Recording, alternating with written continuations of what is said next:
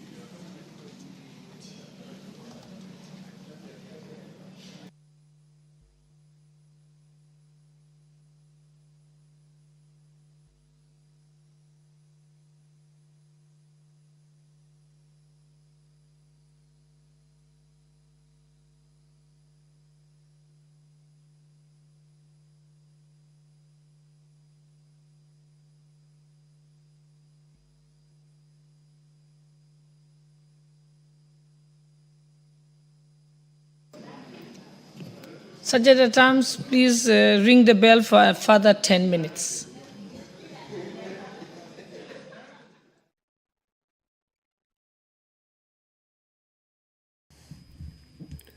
If you're just joining us, you're watching live pictures from the National Assembly chambers on this 30th day of April 2025.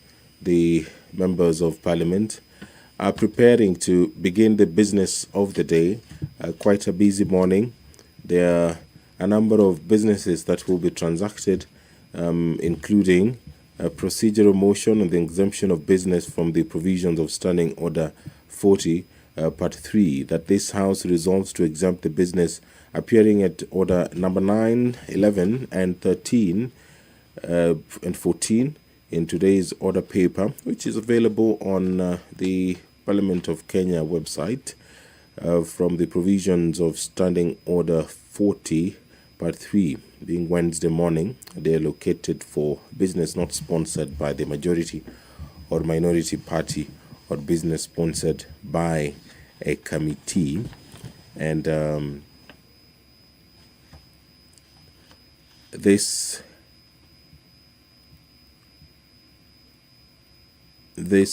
businesses include a motion on the report of the Committee of the Whole House on the Social Protection Bill, National Assembly Bill number 12 of 2025, and the question will be put. This bill was considered by the Committee of the Whole House, and the other is the bill on the Industrial Training Amendment, National Assembly Bill number 50 of 2024. This bill is courtesy of the Honorable Member Joshua Oron.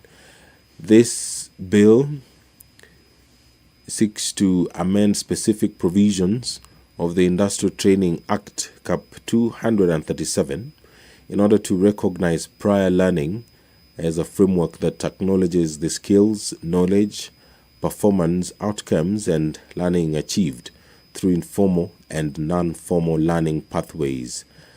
Prior learning recognizes the fact that people who work in formal, informal, non-informal, and even Juakali sectors gain knowledge, skills, expertise, and attributes through practice, and should have the opportunity for the recognition of their acquired knowledge and skills. The bill, therefore, seeks to provide an avenue through which a person who acquires knowledge and skills through learning methods outside the academic environment can apply for recognition of their skills. The bill does not delegate legislative powers, nor does it limit fundamental rights and freedoms. The bill does concern county governments in terms of Article 110 of the Constitution. It will affect the functions and powers of the county government as set out in 4th schedule and relates to village polytechnics and homecraft centers. This bill is courtesy of the Member of Parliament, Joshua Odongo Orun. It appears at order number 10 in the order paper this morning. There will also be a special motion at order 11 on the consideration of nominees for appointment as members of the board of the Central Bank of Kenya.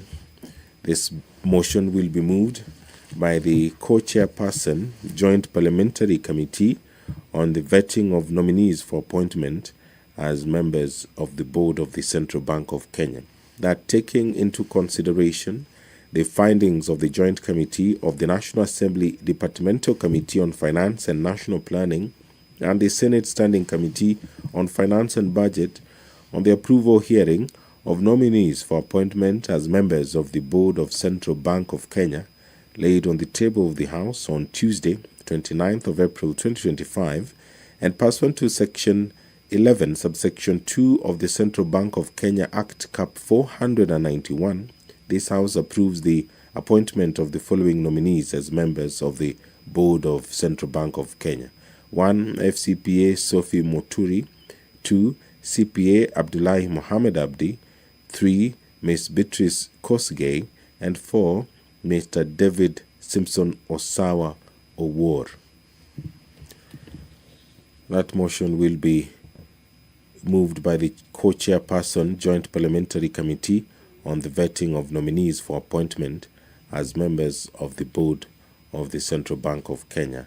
And thereafter, the Committee of the whole House will convene and they will be considering various amendments to the Assisted Reproductive Technology Bill, National Assembly Bill number 61 of 2022. This bill is courtesy of the Honorable Member, Millie Odhiambo Mabona.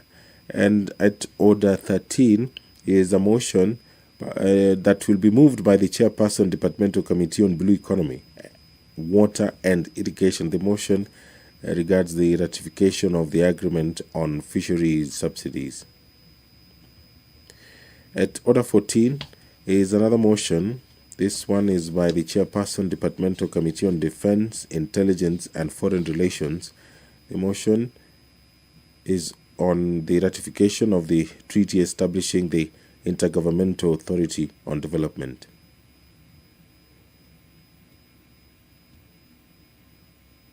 Number 1, administration of oath. Order number 2, communication from the chair. Order number 3, messages. Order number 4, petitions. Order number 5, papers.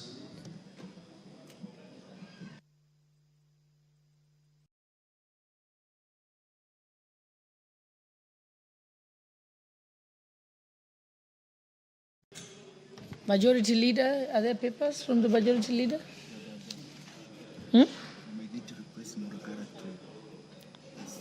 Okay. Honorable Murugara, Sir George.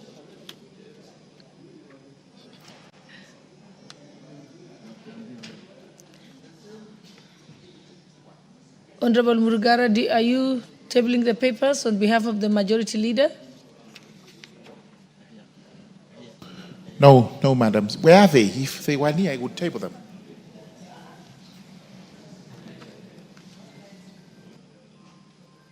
Give him the mic.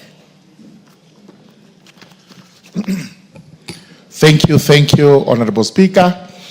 I beg to lay the following papers on the table of the House today, Wednesday, April 30th, 2025, morning sitting. Number 1, report of the Auditor General on Turkana East Technical Vocational College for the year ended 30th June 2020. Number 2, report of the Auditor General on hybrid generation of off-grid power system credit number CKE 106601L for the year ended 30th June 2021, Kenya Power and Lighting Company, PLC. Number 3, reports of the Auditor General and the financial statements for the year ended 30th June 2021, 2022, and 2023, and the certificate therein, A, Gadhuri Secondary School, and B, Kwale High School. Number 4, reports of the Auditor General and financial statements for the year ended 30th June 2022, 2023, and 2024, and the certificates therein in the respect of A, Kagumo Teachers Training College, B, Kamwenja Teachers Training College, and C, Muranga Teachers College. Number 5, the annual performance report for the financial year 2023-2024 from the Ministry of Defense. Number 6, reports of the Auditor General and financial statements for the year ended 30th June 2021, 2022, and 2023-2024, and the certificates therein in respect of A, Machakos Teachers Training College, and B, Kitui Teachers Training College. Number 7, report of the Auditor General on the National Government Constituencies Development Fund for the year ended 30th June 2024. And number 8, report of the third quarter for the National Government Constituencies Development Fund Board on the project's proposal approvals, disbursements status, and restrictions imposed on constituency account for the financial year 2024-2025. Thank you, Madam Speaker.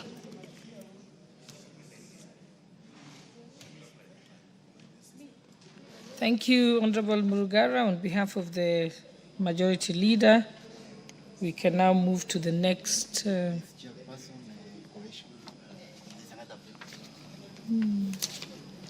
Yes, I can see there is a paper also to be laid by the Chairperson of the Select Committee on National Cohesion and Equal Opportunity.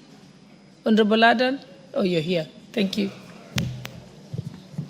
Thank you, Chair. I beg to lay the following paper on the table of the House today, Wednesday, the 30th April 2025, the report of the Select Committee on National Cohesion and Equal Opportunity on Employment Diversity, the third report. Thank you.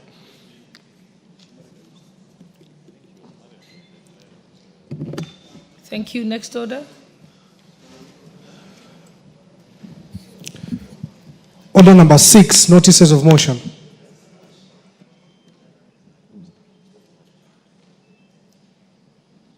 Okay, Chairperson, Committee on National Cohesion and Equal Opportunity, you may now give your notice of motion. Honorable Speaker, I beg to give notice of the following motion that the House adopts the third report of the Select Committee of National Cohesion and Equal Opportunity on employment diversity audit in public institutions laid on the table of the House on Wednesday, the 30th April 2025. Thank you.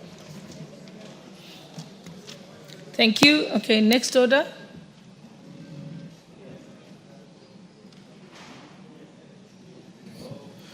Order number 7, questions and statements.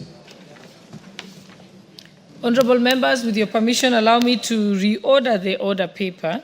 So before we go to order number 7, I would like to reorder the order paper, and I would like us to go to order number 8, 9, and 10, and then we'll come back to order number 7. So you can read out order number 8.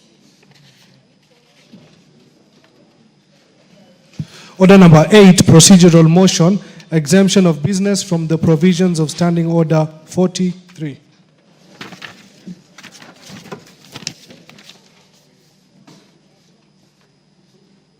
Okay, the mover.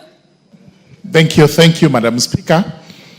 Madam Speaker, I beg to move that this House resolves to exempt the business appearing as order number 9, 11, 13, and 14 in today's order paper from the provisions of Standing Order 43, being a Wednesday morning, a day allocated for business not sponsored by the majority or minority party or business sponsored by a committee. Honorable Speaker, it is clear from the order paper that businesses at order number 9, order number 11, order number 13, and order number 14 does not fall under provisions of Standing Order number 43, today being a Wednesday, when there is a reservation this morning for business moved by private members.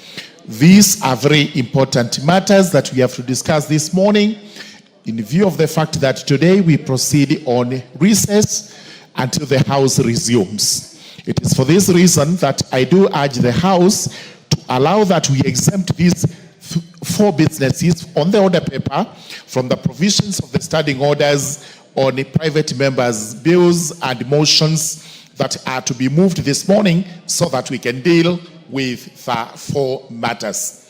With those remarks, I beg to move and request the Honorable Cynthia Muge, the woman member of Parliament for Nandi County, to second. Honorable Muge. Give her the mic. Thank you, Honorable Speaker. I second. Thank you.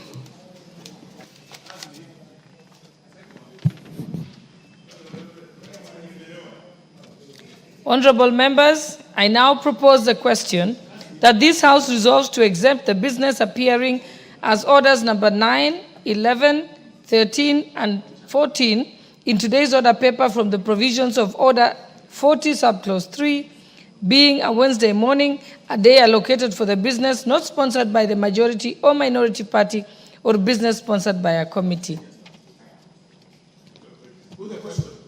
Okay, it's the mood of the House that I should put the question.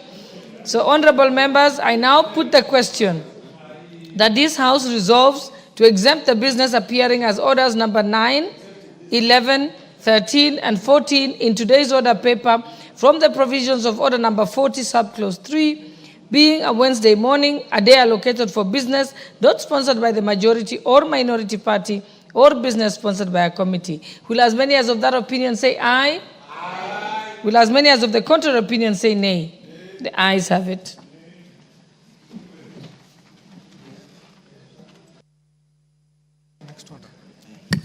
Order number 9, motion, report of the Committee of the Whole House on the Social Protection Bill, National Assembly Bill number 12 of 2025. Question to be put in third reading.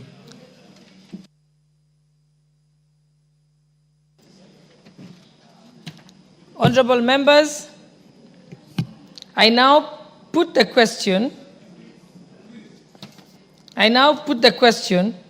that the Social Protection Bill, National Assembly Bill number 12 of 2025 be now read a third time.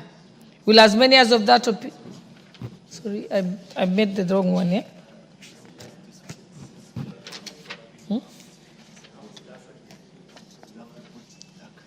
Honorable members, I now put the question that this House do agree with the report of the Committee of the Whole House on its consideration of the Social Protection Bill, National Assembly Bill number 12 of 2025. Will as many as of that opinion say aye? Aye. Will as many as of the contrary opinion say nay? The ayes have it. The mover of the bill, Honorable Osoro.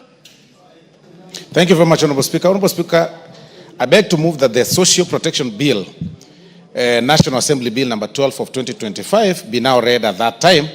And I also ask the Honorable Member for Kwanza to second.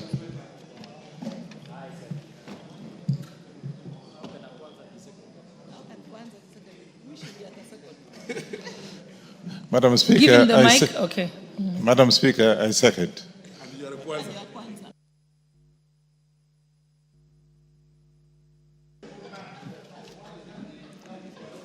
Honorable members, I now propose the question that the Social Protection Bill, National Assembly Bill number 12 of 2025 be now read a third time. May I proceed to the...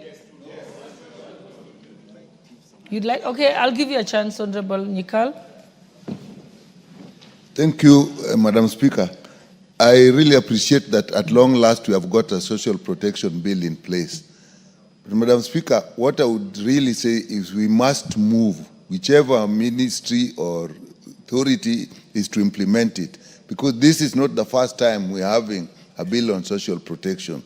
There was one that was put with the late Governor for Bomet, and actually it was passed, nothing never worked. And then we have a lot of social protection programs that are going on and are not coordinated. So I support that it be read at that time, but let us this time implement this bill when it becomes an act. Thank you, Madam Speaker.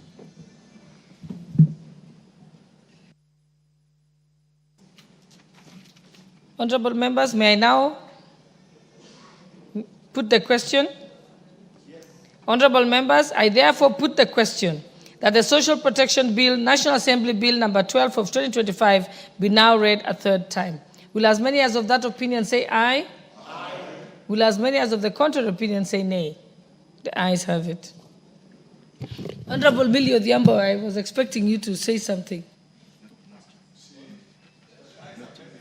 No, the ayes have it, but I think I'll just give her a chance because I know she's been very passionate about this. Thank you, Madam Speaker, for indulging me on this issue.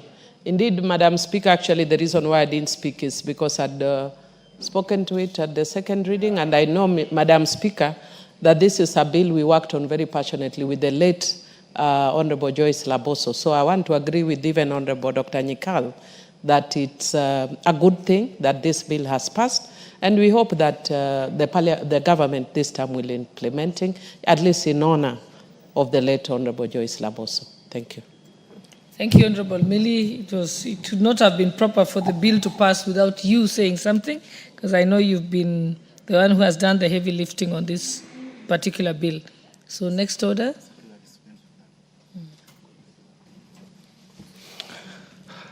A bill for an act of parliament to provide a framework for the administration of non-contributory social protection interventions to establish the National Board for Social Protection and for connected purposes.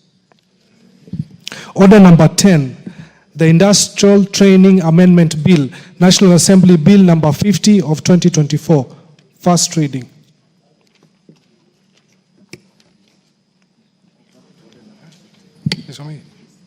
A bill for an act of parliament to amend the Industrial Training Act and for connected purposes. Thank you. So, honorable members, we can now go back to order number 7.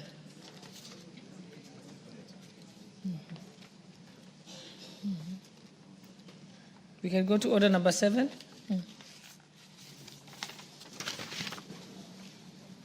Which is statements, and let's go to statements. The members who have the statements are... Okay. So we have the statements that have been requested by the member for Lunga Lunga. Honorable Mangale, are you present? Order number 7, questions and statements. Member for Lunga Lunga? Okay, the member is not present, so we shall proceed to the next one. Member for Subukia, Honorable Gashobe. Thank you, Madam Speaker. I wish to request for a statement regarding the murder of Mrs. Wanjiru Ng'ang'a Mutonga and the general rise of insecurity in Subukia constituency. Honorable Speaker, pursuant to Standing Order 44.2c, I rise to request a statement from the chairperson of the Departmental Committee on Administration and Internal Security regarding the murder of Mrs. Wanjiru Ng'ang'a alias Shilo and the general rise of insecurity in Subukia constituency. Honorable Speaker, on 18th April 2025, Ms. Wanjiru Nganga Mutonga alias Shilo, a young mechanical engineering student aged 20 years, was found murdered under unclear circumstances in Akwis village, Subukia constituency, Nakuru County. On 17th April 2025, Shiro was working as a motorbike mechanic in a garage at Kiforonjo shopping center. She failed to return home from her workstation, which was uncharacteristic of her. Her concerned mother mobilized her neighbors to assist in physically searching for her at her workplace at Kiforonjo shopping center and the surrounding areas. Given that Shilo previously mentioned being followed by unknown persons on several occasions, but they did not trace her. Surrounding it, sorry, Madam Speaker. Her concerned mother mobilized her neighbors to assist in physically searching for her at her workplace at Kiforonjo shopping center and the surrounding areas. Given that Shilo had previously mentioned being followed by unknown people on several occasions, but they did not trace her, the search continued the following morning without success, prompting her mother to file a missing person report at Kiforonjo Police Station on 18th April 2025 under OB number 06 dated 18th April 2025. Honorable Speaker, later that day, the search party came across Shilo's body dumped near Lemuru Bridge, which connects Longai and Subukia constituencies. A close observation of the body indicated that she appeared to have been raped and later killed by suffocation. Shilo's murder, likely by people known to her, raises concerns on increasing insecurity in Subukia constituencies. Previously, 5 other people had been murdered in the area, and regrettably, no suspect have ever been arrested to date in a connection with the murder. Honorable Speaker, it is against this background that I seek a statement from the chairperson of the Departmental Committee on Administration and Internal Security on the following. Roman 1, the step being taken by the security agencies to ensure thorough and expeditious investigation into the circumstances surrounding the disappearance and murder of Ms. Wanjiru Nganga alias Shilo, and the swift apprehension and prosecution of perpetrators of her murder so as to deliver justice and closure to the bereaved family. Roman 2, the strategies being deployed to guarantee safety and security of residents in Akwisi, Baraka Rimuru, and Kiforonjo town in Subukia constituency and the surrounding areas in light of the prevailing fear of potential attack among the community. Thank you, Honorable Speaker.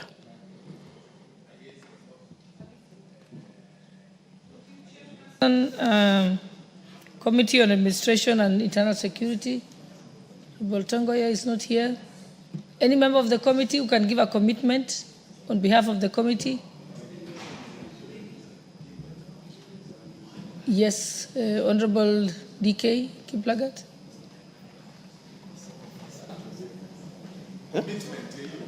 We need a commitment. Let majority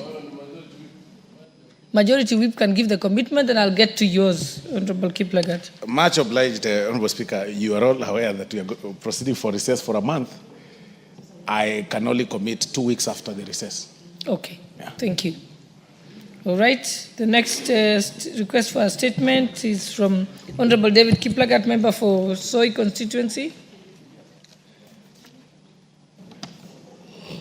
Okay, thank you, Madam Speaker, and sorry for that confusion. I think the whip was causing a lot of confusion. I thought I was to read my statement. Okay, request for a statement regarding the plight of unemployed teachers aged 45 years and above.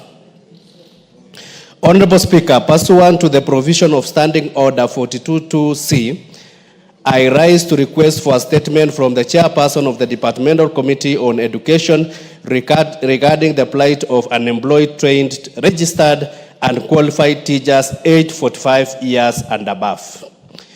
Honorable Speaker, in 2019, the Employment and Labor Relations Court ruled that the age cap of 45 years imposed by Teacher Service Commission TSC for the recruitment of teachers was unconstitutional, discriminatory, as it violated the right to non-discrimination and denied deserving teachers the opportunity to serve for the remaining years until the retirement age of 60. The court ordered TSC to employ teachers above 45 years without age limitation. Honorable Speaker, despite the 2019 court ruling, many trained, registered, and qualified teachers aged 45 years and above continue to be discriminated against in recruitment. This group of teachers have been continuously applying for jobs, meeting all the recruitment requirements, but are still overlooked in hiring process. This happens despite Kenya facing a severe shortage of teachers, with over 110,000 vacancies reported in 2023, including a deficit of 72,422 teachers in junior secondary school alone. Yet more than 350 qualified teachers remain unemployed, significant number being above 45 years. Their exclusion from recruitment drive has fostered despair and disillusionment, calling for affirmative action by the TSC to offer them employment opportunities before they reach the mandatory retirement age of 60. Honorable Speaker, it is against this background that I request for a statement from the chairperson of the Departmental Committee on Education on the following. I hope the chairperson is listening. Okay. Yes. 1. A request on the number of registered teachers above 45 years who are currently not employed by TSC, indicating their year of graduation, year of registration, the current ages, and distribution countrywide, particularly the sub-counties within Uasin Gishu County. Yeah, and Bomet, no problem. 2, a report on the number of teachers aged 45 years that were absorbed by TSC in the recent recruitment, specifying their distribution, particularly in Uasin Gishu County. 3, efforts being made to implement affirmative action to address the plight of teachers aged above 45 years. And lastly, plans being put in place by the TSC to adjust the current recruitment framework with the aim of discouraging prolonged delays in employment and late entry into the profession. I thank you, Honorable Speaker.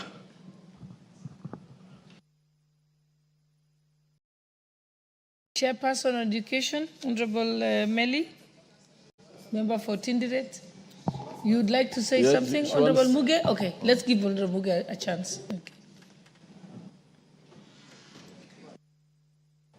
Thank you, Honorable Speaker. I'd like to make a comment, of course, thanking the Honorable DK for that very good statement sought from the Departmental Committee on Education.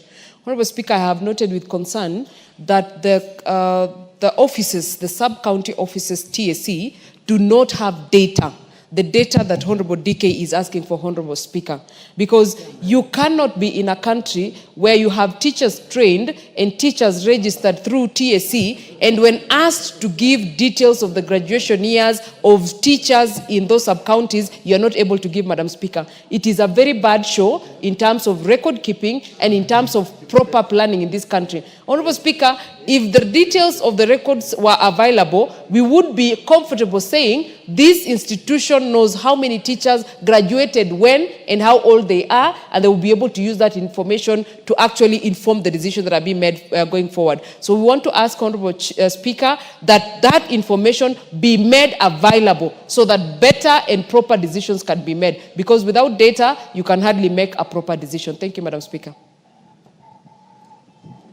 Thank you. Response from the chairperson. Honorable Kamuren, you want to say something? I'll give one more person before I let you respond as chairperson. Honorable Kamuren. Madam Speaker, I want to make it to... Thank you, Madam Speaker, but the goodness is that Kamuren comes from Baringo and I come from Kericho, and I think our fathers actually were confined to those areas, Madam Speaker. Madam Speaker, I want to support what DK has mentioned. This one, Madam Speaker, should not be confined only to a Singishu or Soy. This is a national issue which is affecting all the teachers, especially those who are above 45 years, Madam Speaker. I would like to commend that, Madam Speaker, that what has to be followed is they have to make sure that those who are above 45 years should be considered, Madam Speaker. So that is my comment, Madam Speaker. Thank you, Madam Speaker.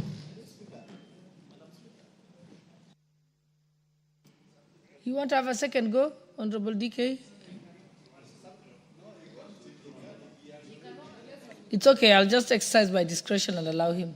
Yes, Honorable DK? Honorable Speaker, I think Mheshimiwa Cherot has made something in passing. This statement is for the whole country.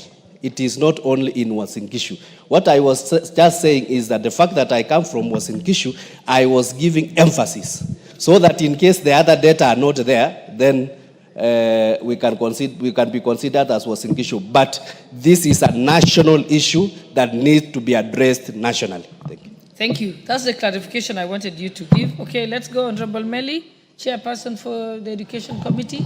Thank you, Madam Speaker. I want to thank the Honorable Member for raising this issue. This issue has been said a lot and several times by the Committee of Education, noting that a number of teachers, especially the under 45-year rule, have actually failed to be employed just because of that. And about, I think 3 years ago, the committee met and discussed the issue, and we made it clear that the teacher needs to be employed as much as, even if it is 2 years to retirement, he should be employed. However, this is an issue that cuts across the country, and I want to say that immediately we are back from recess, because we are going today, we shall be able to furnish this house with enough information, but I will request that the Teacher Service Commission themselves, we shall invite them, and I shall invite the Honorable Member and interested members to come before the committee and be able to interrogate this issue further, and therefore develop a very proper policy on employment of teachers, especially putting into regard the age. Thank you, Honorable Speaker. Thank you. We can move to the next statement. That's the one by the Honorable Tom Boyer, member for Nyatike. Are you present? I'm here. Okay, give him the mic. Thank you, Honorable Speaker. Allow me to request for a statement regarding the state of the infrastructure of Kenya Power in Nyatike constituency.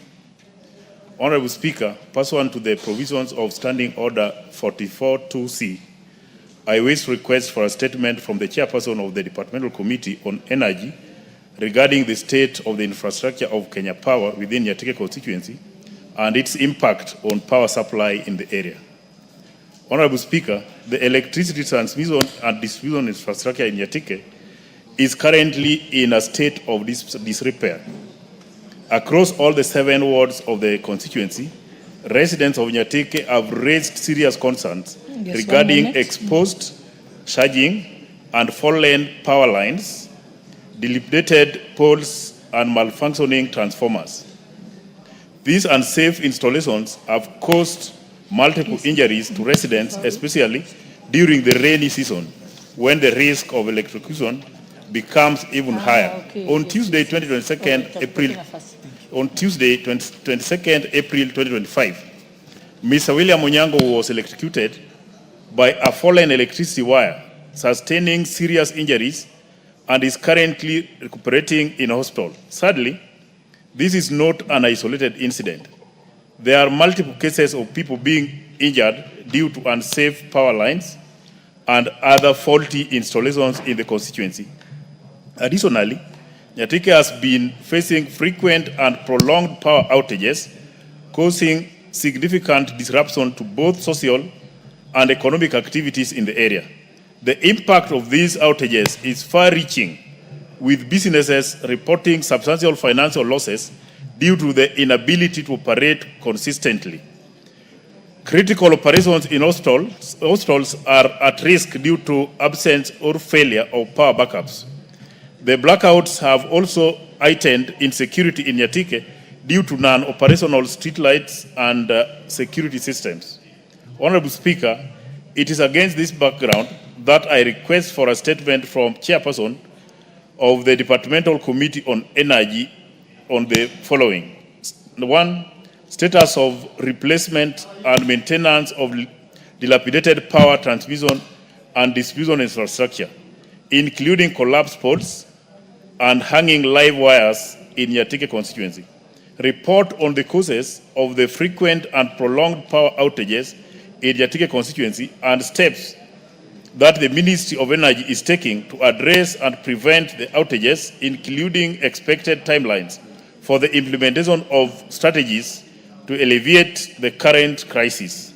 Number 3, the measures that the ministry has put in place to compensate Mr. William Onyango, including reimbursement for medical expenses and consequential losses suffered by the family of Mr. Onyango, indicating specific timelines, and report on the number of victims and or deaths that have occurred due to faulty power infrastructure since 2017, and whether compensation of the same has been finalized. Thank you, Madam Speaker. Thank you, Chairperson, Departmental Committee on Energy, or a representative. Okay, on behalf of Majority Leader, who's available? Oh, yes, yes, Honorable Gikaria, you're here. Proceed. We need your undertaking. Okay. I went there twice, actually. I couldn't get the zero out. So. Go to the next mic. I think the one next to you. Thank you, Honorable Speaker. Because of the sensitivity of the issue, Honorable Speaker, we request 2 weeks after recess. Thank you, Honorable Speaker. Thank you. Okay, and honorable members, we shall go back to request for statement number 1, which was supposed to be given by Honorable Mungale, member for Lunga Lunga. I think he's now back in the House. Could you proceed? Thank you, Honorable Speaker. Honorable Speaker, pursuant to Standing Order number 44-2C, I raise to request for a statement from the Chairperson of Departmental Committee on Administration and Internal Security regarding the status of construction of Lunga Lunga Sub-County Headquarters. Honorable Speaker, the establishment of Lunga Lunga Sub-County was initiated in 2012, with the construction of its headquarters commencing in Lunga Lunga town in the same year. Regrettably, the project has stalled for over 4 years, and there are current no indications of its resumption. Honorable Speaker, the absence of the fully functioned sub-county headquarters has severely hampered effective service delivery in Lunga Lunga. Public officers, including the county commissioner and head of departments, have been forced to operate from temporary, inadequate facilities, compromising efficiency, coordination, and accessibility of government services to the people. This situation has not only delayed critical administrative function, but also undermined the confidence of residents in government operations at the grassroots level. Honorable Speaker, it is against this background that I request for a statement from the Chairperson of the Departmental Committee on Administration and Internal Security on the following: the current progress of the construction of the Lunga Lunga Sub-County Headquarters, and second, the measures, if any, being undertaken to expedite its completion in order to provide proper office space for the county commissioner, heads of department, and other public officers intended to operate from these premises. Thank you, Honorable Speaker. Is that also to be committed on by the Chair, Departmental Committee on Energy? The Chair, Administration, National Security?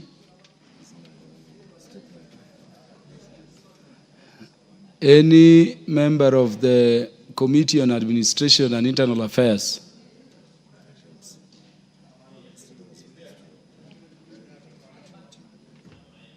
Yes, address the matter on behalf of the committee.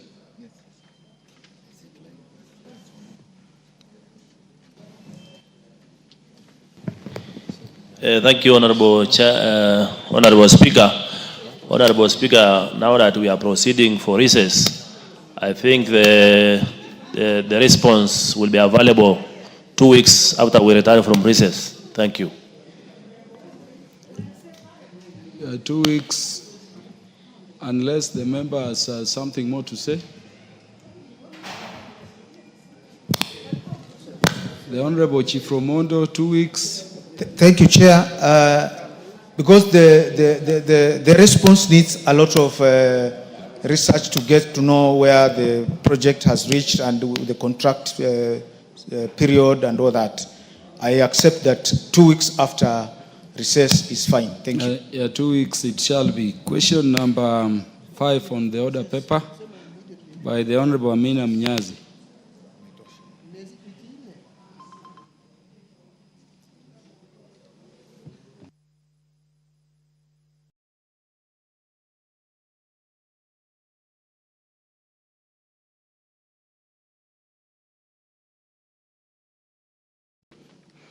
The question number 5 on the list for statements is deferred until the member comes to the House or to the future.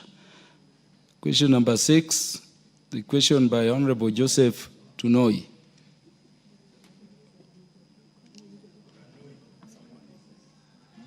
Tonui. Thank you, Honorable Speaker, for giving me this opportunity to issue this statement.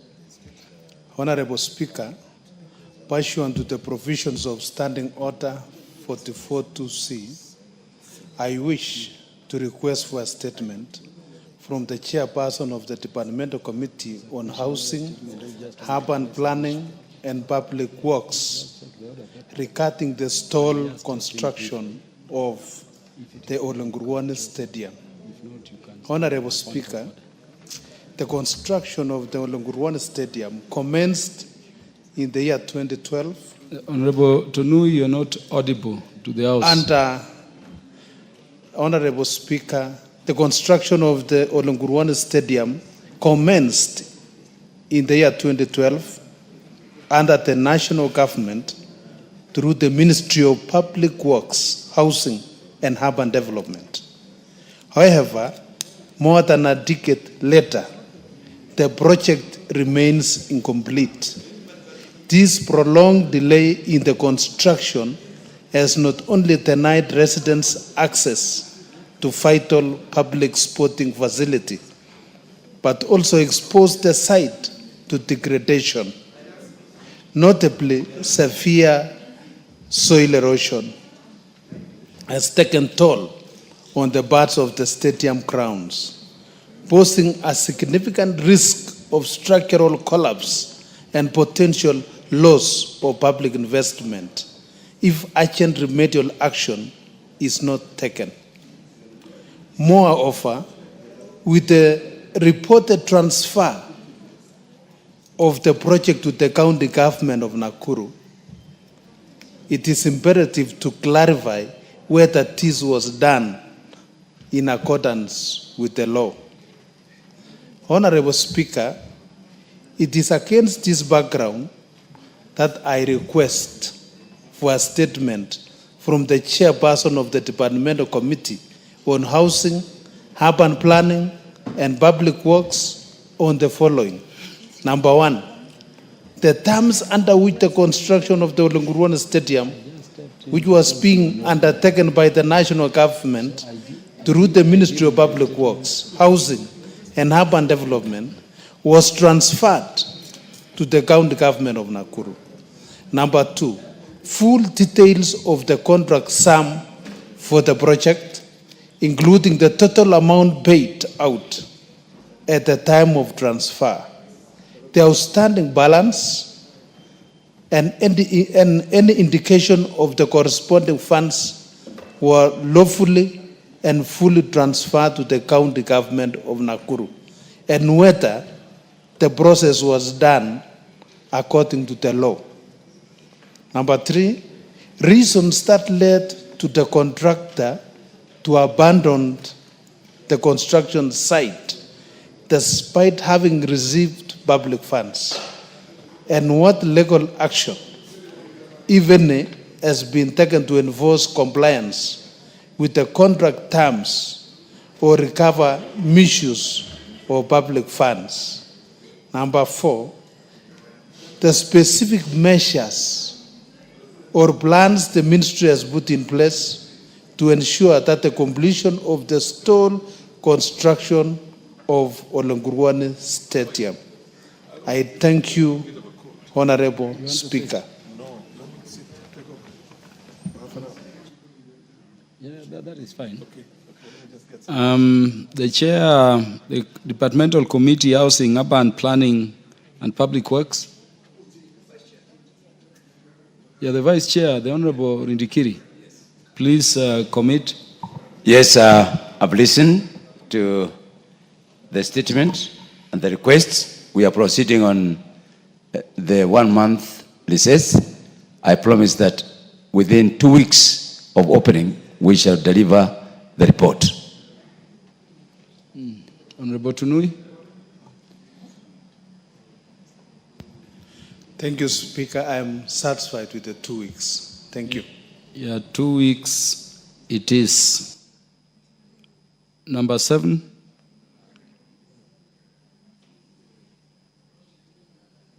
Question number 7, the question by Honorable Cynthia Muge, MP. Thank you, Honorable Speaker. Pursuant to the provisions of Standing Order 44-2C, I rise to request for a statement from the Chairperson, Departmental Committee on Labor regarding the welfare of Kenyans working in the Middle East. Honorable Speaker, in November 2024, the Ministry of Labor and Social Protection launched a job recruitment program for connecting skilled and semi-skilled Kenyans with overseas employment opportunities, particularly, Honorable Speaker, in the Gulf countries. Those are Qatar, Kingdom of Saudi Arabia, and the United Arab Emirates. This program, which targets placing 21,000 Kenyans in overseas jobs in the first phase, Honorable Speaker, is part of Kenya Kwanza's broader strategy to address high unemployment rates, especially among the youth. Those are the people between 18 and 34 years old, which make 35% of the total population of this country. The Ministry, Honorable Speaker, contracted accredited private agencies, one of them being the Blue Wave International Services Limited, that was to facilitate recruitment to the UAE, and partnered with the Youth Enterprise Fund to provide soft loans that ranged from 185,000 to a tune of 650,000 shillings to cover for agency fees, the air tickets, the visas, the medical expenses. That is for the successful youth, Honorable Speaker. Whereas the ministry's initiative demonstrates a proactive approach to reducing unemployment by tapping into the opportunities in the global labor markets, several concerns have been raised about the process. Notably, Honorable Speaker, there are claims of exploitation and unethical practices during recruitment, where some private agencies charge illegal fees or mismanage funds meant for job seekers. The Honorable Rachel Nyamai, what is out of order? Honorable Speaker, I just noted that the Honorable Farah Maalim was sitting in the House. And though I've been around for long, I do not know the exact rule about eating in the August House. Actually, he has been eating nuts. The nuts are here. Honorable Speaker, he has eaten. He did not even give me a piece to eat. And he left the nuts here, Honorable Speaker. The nuts have been left here. I don't know whether for me to continue eating or to do what. So I just want to know, and also so that those who are in their first term can learn, is it allowed to eat, Honorable Speaker, in the August House? Thank you, Honorable Speaker. The nuts are here, evidence presented to you. Exhibit. Honorable Speaker. Farah Malim, understanding order number 1, the Speaker directs the Sergeant at Arms to take that foodstuff out of the plenary. And I'm doing this not only under the rules, but also for you are choosing to eat alone. Honorable Rachel Nyamai is sitting here. The minority whip, the Honorable Millie Odhiambo. Thank you, Mr. Speaker. Mr. Speaker, I'm just concerned about the fact that you have done this under standing order number 1, which is discretionary of the Speaker. How sure are we that you are not yourself going to partake of the nuts as the Speaker? You are challenging the discretion of the Speaker, and that is not permitted.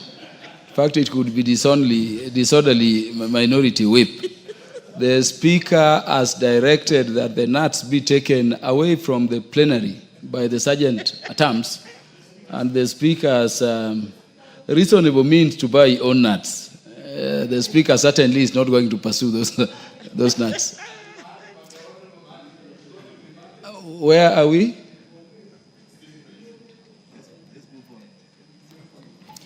Honorable Speaker, yes, Honorable Cynthia Muge, proceed. Thank you, Honorable Speaker. I'll pick up from my second point, where the Honorable Speaker, whereas the ministry's initiative demonstrates a proactive approach to reducing unemployment by tapping into the opportunities in the global labor markets, several concerns have been raised about the process. Notably, Honorable Speaker, there have been claims of exploitation and unethical practices during recruitment, where some private agencies charge illegal fees or mismanage funds meant for job seekers. They have also subjected the job seekers to debt bondage due to the loans that have been tied directly to recruitment agents' accounts, and challenges of compliance with bilateral agreements in countries where labor laws may not adequately protect migrant workers. This situation, Honorable Speaker, necessitates government intervention to streamline the process for a long-term success. Honorable Speaker, it is against this backdrop that I request for a statement from the chairperson of the Departmental Committee on Labor on the following matters.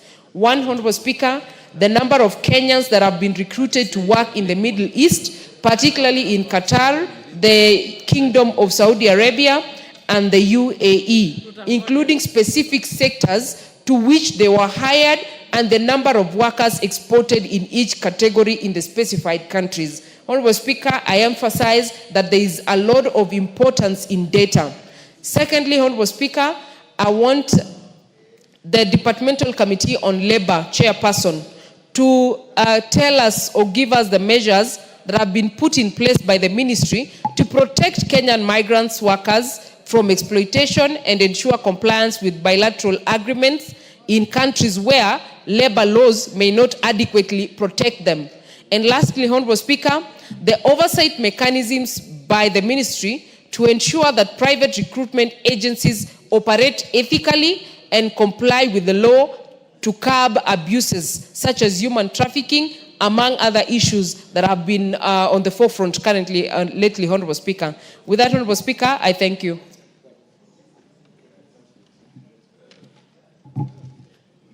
The Chair of the Labour Committee. Yes.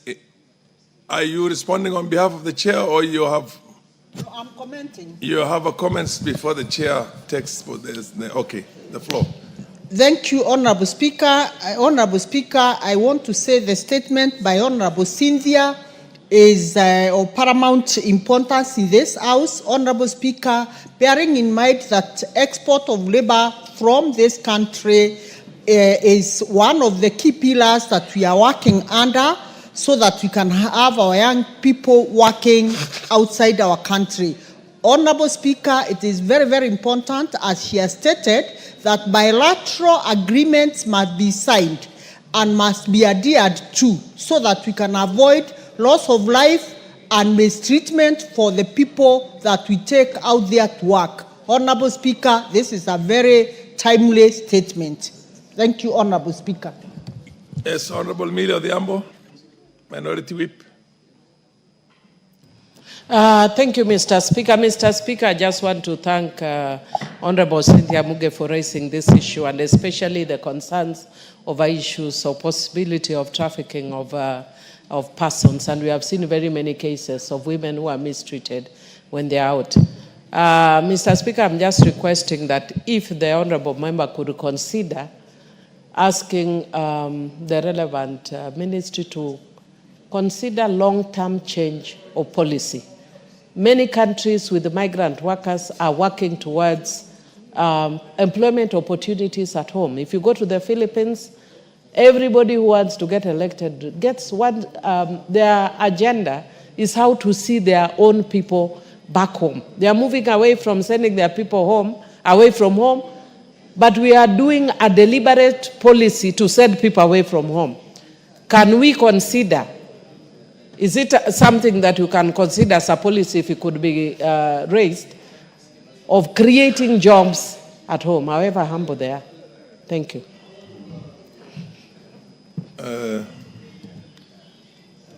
There being no further interest in enriching the... yes, the Honorable Chair of the... Proceed. Honorable Speaker, I want to echo what Millie has indicated. Honorable Speaker, this aspect of export of labor, it is becoming a menace. Just as the other day we saw on the television, now the government is being accused itself. You can imagine if a government is being accused that they have taken people's money and they have not been able to deliver their promises. I think what Millie has said, Honorable Speaker, we need to do a deliberate effort on a policy to be able to create jobs locally here. Instead of, we appreciate that the diaspora and what is remitted back to the country really assists in the economic growth. But it is important, Honorable Speaker, that we do and deliberately put into place measures that will create jobs locally, particularly on matters to do with industrialization and manufacturing, because that is key. And what you are doing from the counties through the national government, I think that is where we need to go, Honorable Speaker, so that we can be able, instead of all this madness of sending our children to be, mistreated away from the country. Thank you, Honorable Speaker. Yes, the Honorable Kaluma.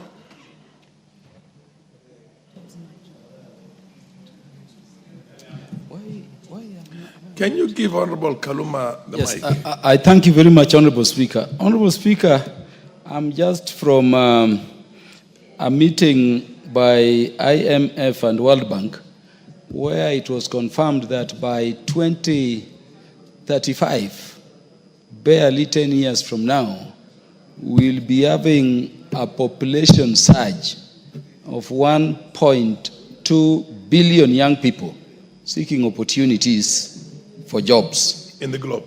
Across the globe. And the numbers are even bigger in developing countries. I know Kenya is listed as a middle income economy, Honorable Speaker. And I'm emphasizing this because I saw the President mention somewhere in China that unlike other East African community nations, Kenya is a middle income economy. The others still remain listed as least developed countries, and the media was running around saying that is undermining the other states. That, of course, is the fact, and Kenya is at a disadvantage because of that categorization as a middle-income state, as the President explained. But, Honorable Speaker, the consequence is that we may not have sufficient engagement or job opportunities for our young people. And this would necessitate that where our young population is surging, they will be seeking opportunities in states where the older population are the majority. What needs to be interrogated by the committee as they respond back to us, Honorable Speaker, is how we can ensure that our people, the citizens of Kenya going outside of our territory, have job opportunities, can participate in the local economy, but are also protected in terms of the surrounding labor practices. And I think this should not be looked at just in terms of the Middle East, but, you know, Globally. all across. Otherwise, Honorable Speaker, this current administration, I have to commend the president. He's doing very well. When I was in Washington, I was shocked. From Moma Bay Town constituency alone, in the last 1 year, over 17 primary school teachers who upgraded their levels of studies to graduate have gone to the United States. And then teachers who are struggling, sometimes without even adequate fare, you know, are driving me around Washington, around Virginia, around Maryland. So we must avail ourselves of those opportunities and encourage government to create these opportunities, but on properly regulated, you know, terms, so that our citizens can meaningfully engage while they are also safe wherever they are. I thank you, Honorable Speaker. I think the previous, the Honorable Gakuria, and for the benefit of the House, maybe one needs to see the thin line between labor export and brain drain. When you export out of the country drivers and security guards and maids, I mean, how much is that a brain drain? That's not a brain drain. And it's important that the nation, in my opinion, the chair notes that there's a need for both protection for the people who go there for casual purposes and they do not need any skills, but at the same time, to see if some of the skills can be retained in here, particularly for industrialization. But I don't know how much of that industrial labor, blue collar, what do you call, cadre, goes to the Middle East to go and work in industries in the Middle East. Yes, Honorable Adan of...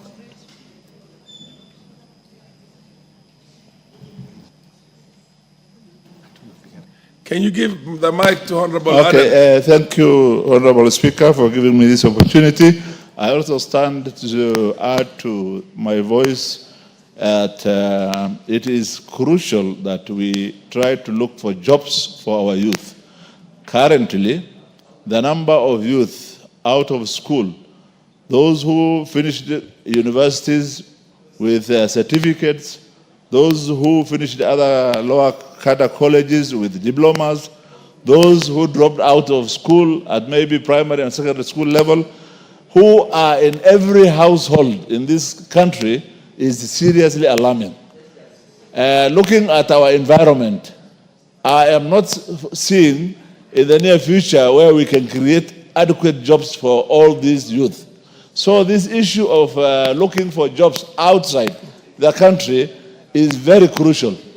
Even if they don't remit back anything to this country, even if they only take care of themselves wherever they are, feed themselves, feed their families, just to themselves, that itself is very, very important. And when we see, as you said, the number of people going out there or looking for these jobs, and the jobs which are available there, there is no opportunity of what we call a brain drain. We already have too many brains in this country to fit into the economy of this country. So even if we send to other countries a few of those very highly skilled people out there, we still have many more in the country who can satisfy the market within the country. And therefore, much as it is very important Honorable Adan, this is now a debate.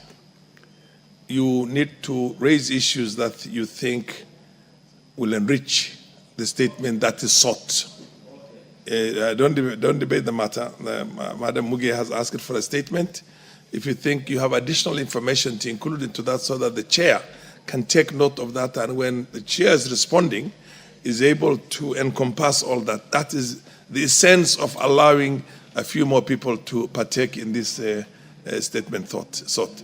But the only thing I will add is that when the chair is looking at this issue, there should be very stratified objectives of making sure that the Kenyans who are going out, their safety, their security, and their working environment should be satisfied and corrected. Thank you. That's noted. Madam Nyamai, you have something to add to? Yes. Yes. Thank you very much, Honorable Speaker. I would like to add my voice to this matter that has been raised by the Honorable Cynthia Muge, which is extremely important, Honorable Speaker.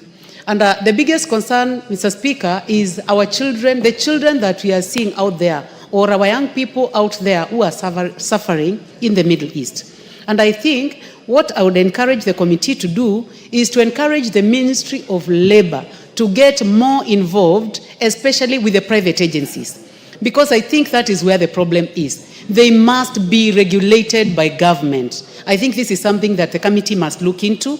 And also, try as much as possible to monitor them when they get there, evaluate the places where they go, and ensure that even the country is able to benefit from them through the remittances and also some form of giving back to the country through taxation. Although these days people seem not to like the word taxation, but I believe that we are producing more graduates than we can absorb. So to me, this jobs Maju is a big idea from the president, and we must laud government for it. Yeah, Thank you, Honorable Speaker. Honorable Oundo, and then the Honorable, yes, the Lady Martha, yes. Please be very brief and just, if there's any gap that was left, you feel that should be included in the statement. Thank you, Honorable Speaker. And, just add that. I just request the committee, the chair of the committee, while responding to the matter, they need to be very deliberate in their answer.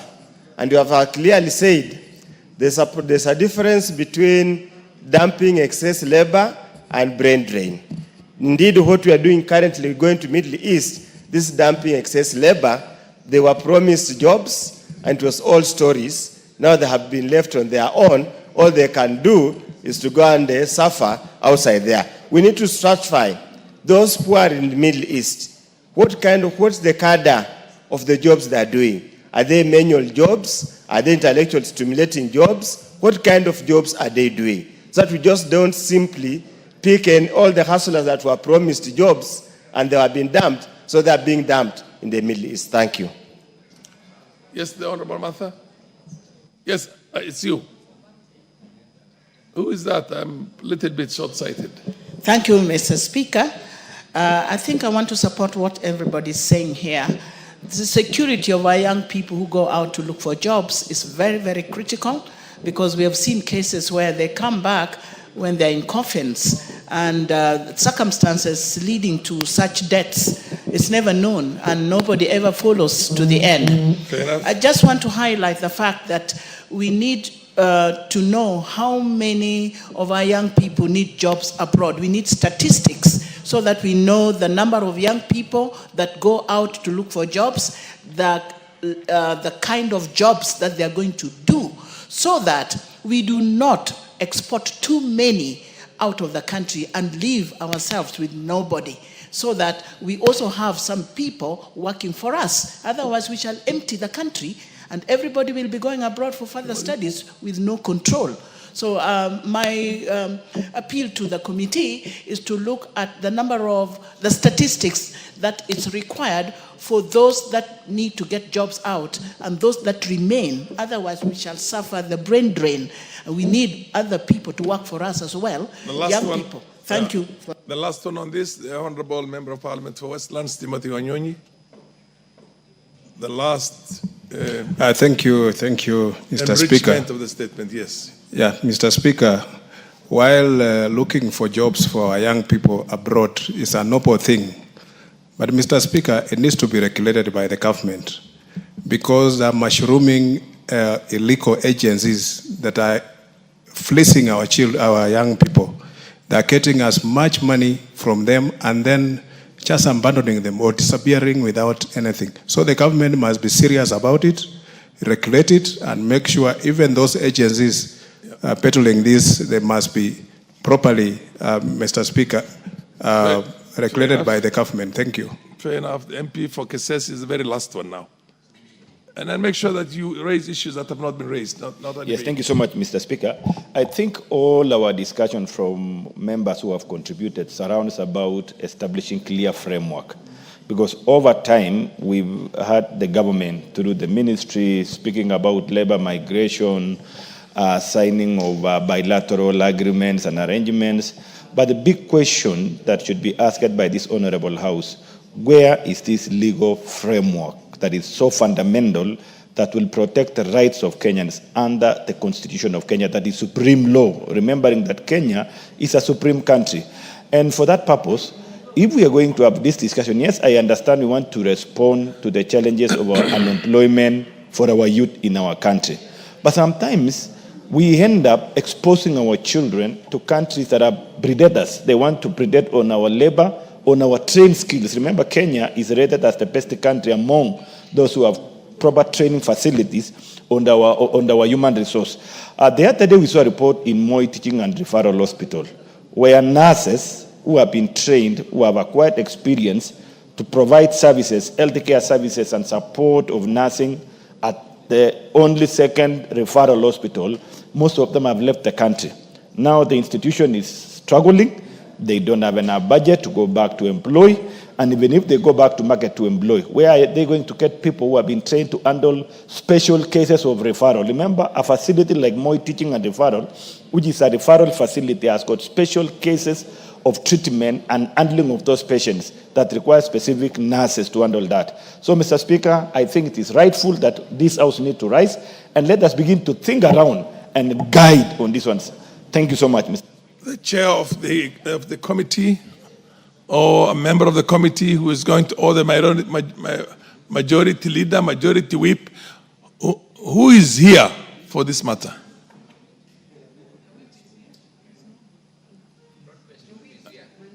We don't have the majority leader, ML, the minority leader, the deputies.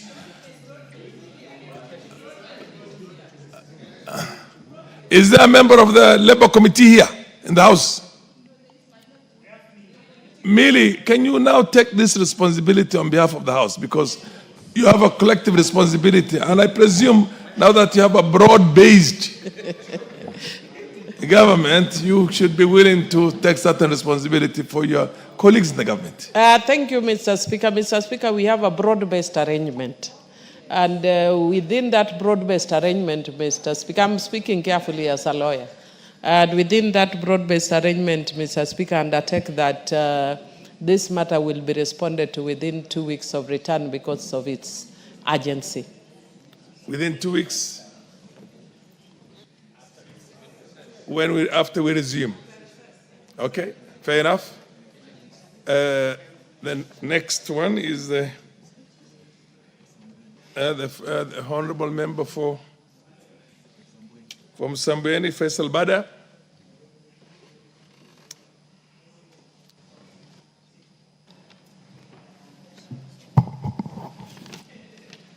Asante.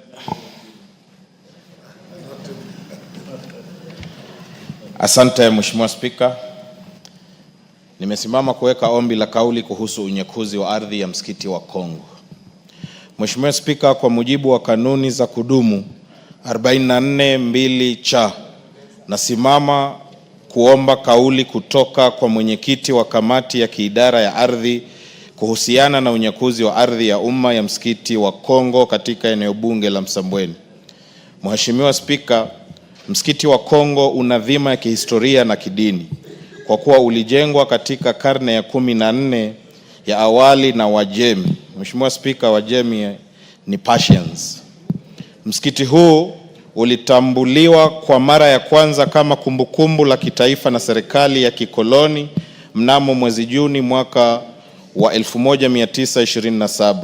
Baada ya Kenya kupata uhuru, msikiti wa Kongo pamoja na ardhi inayoizunguka ulitangazwa rasmi kuwa kumbukumbu la kitaifa lililolindwa chini ya sheria. Hata hivyo, mnamo mwaka 1986 inadaiwa kwamba watu fulani walishirikiana na maafisa waandamizi wa serikali kutekeleza njama ya kumilikishwa ardhi hiyo kwa rais wa wakati huo, hayati Daniel Toroitich Arap Moi, kwa njia ya udanganyifu na isiyo ya halali. Mnamo mwaka wa 2009 akiwa amestaafu, hayati Rais Moi alifahamishwa kuhusu umilikishaji huo usio halali na kwa hiari yake alirejesha hati miliki ya ardhi hiyo kwa msajili wa hati. Hatua hii ilipelekea kubatilishwa kwa hati miliki hiyo na kurejesha hali ya umiliki wa ardhi hiyo kuwa ya umma kama ilivyotambuliwa tangu mwaka wa 1927. Mheshimiwa Spika, kutokana na hatua hizo, serikali ilitenga ardhi hiyo kwa manufaa ya jamii ya Waislamu wanaoswali katika msikiti wa Kongo na kutoa hati mbili. Hati nambari 55034 kwa msikiti wa Kongo na hati nambari 55035 kwa kituo cha Kiislamu wa Kwale. Serikali iliteua katibu mtendaji katika Wizara ya Hazina ya Taifa kuwa mdhamini wa hati miliki za ardhi hiyo. Mnamo mwaka wa 2012, aliyekuwa waziri mkuu wakati huo, Mheshimiwa Raila Odinga maarufu Baba, alizikabidhi hati miliki hizo kwa jamii nufaika. Mheshimiwa Spika, mnamo mwezi Machi mwaka 2025, jamii hiyo ilishangaa kugundua kuwa kipande hicho cha ardhi kilikuwa kimetangazwa kuuzwa kwa bei ya shilingi bilioni 1,445,000. Watu wanaodaiwa kumiliki ardhi hiyo ni Bwana Mohamed Hamisi Mwachumba na Bwana Ali Mwadarashi Mwagariche, wanaodai kuwa walipata hati miliki ya ardhi hiyo tarehe 17 Februari mwaka 2025. Jambo ambalo linastabisha, ikifahamika kwamba ardhi hiyo imekuwa ya umma tangu mwaka wa 1927 na kudumishwa baada ya Kenya kuwa nchi huru. Mheshimiwa Spika, ni kutokana na hali hii ndipo ninaomba kauli kutoka kwa mwenyekiti wa kamati ya kiidara ya ardhi kuhusu masuala yafuatayo. 1. Maelezo kuhusu namna ambavyo ardhi ya msikiti wa Kongo inayojulikana kuwa ya umma na iliyotangazwa kama eneo la kumbukumbu la kitaifa lililolindwa ilisajiliwa kwa umiliki wa kibinafsi. 2. Hatua zinazochukuliwa na Wizara ya Ardhi pamoja na Tume ya Kitaifa ya Ardhi kukabiliana na unyakuzi huu wa ardhi ya msikiti wa Kongo. 3. Mikakati iliyowekwa kulinda eneo hilo kama kumbukumbu la kitaifa linalolindwa. Na 4 na ya mwisho ni maelezo ya kina kuhusu jinsi wizara pamoja na Tume ya Kitaifa ya Ardhi zinavyokusudia kuwezesha kurejeshwa kwa ardhi hiyo kwa wamiliki halali ambao ni jamii ya Waislamu wa msikiti wa Kongo. Asante Mheshimiwa Spika.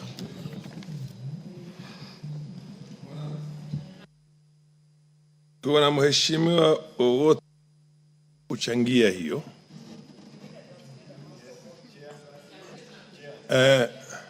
Mheshimiwa dada yetu kutoka sehemu hizo pia Mombasa nafikiri. Basi asante sana Mheshimiwa Spika kwa kunipa fursa hii. Nami pia nibaki katika kumbukumbu za bunge hili kuunga mkono hoja iliyoletwa na Mheshimiwa mbunge wa Msambweni ambaye ametoka katika constituency mojawapo ambayo mimi pia ninamiliki. Mheshimiwa Spika, sisi kama watu wa Kwale tulitamaushwa pakubwa na jambo hili. Mheshimiwa Spika, mimi naiunga mkono hoja hii kwa sababu ni mtoto wa Kiislamu na ninaielewa historia kamili kama vile Mheshimiwa Faisal alivyoizungumzia. Mheshimiwa Spika, ardhi ya Kongo ya msikiti ni mahali patakatifu. Ni jambo la kuchangaza. Wezi, mimi nitawaita wezi, walaghai, waliokuja na kuweza kusema ardhi ile wao ndio wamiliki. Historia inajieleza vizuri sana Mheshimiwa Spika kwamba ardhi ile ni ardhi ya msikiti.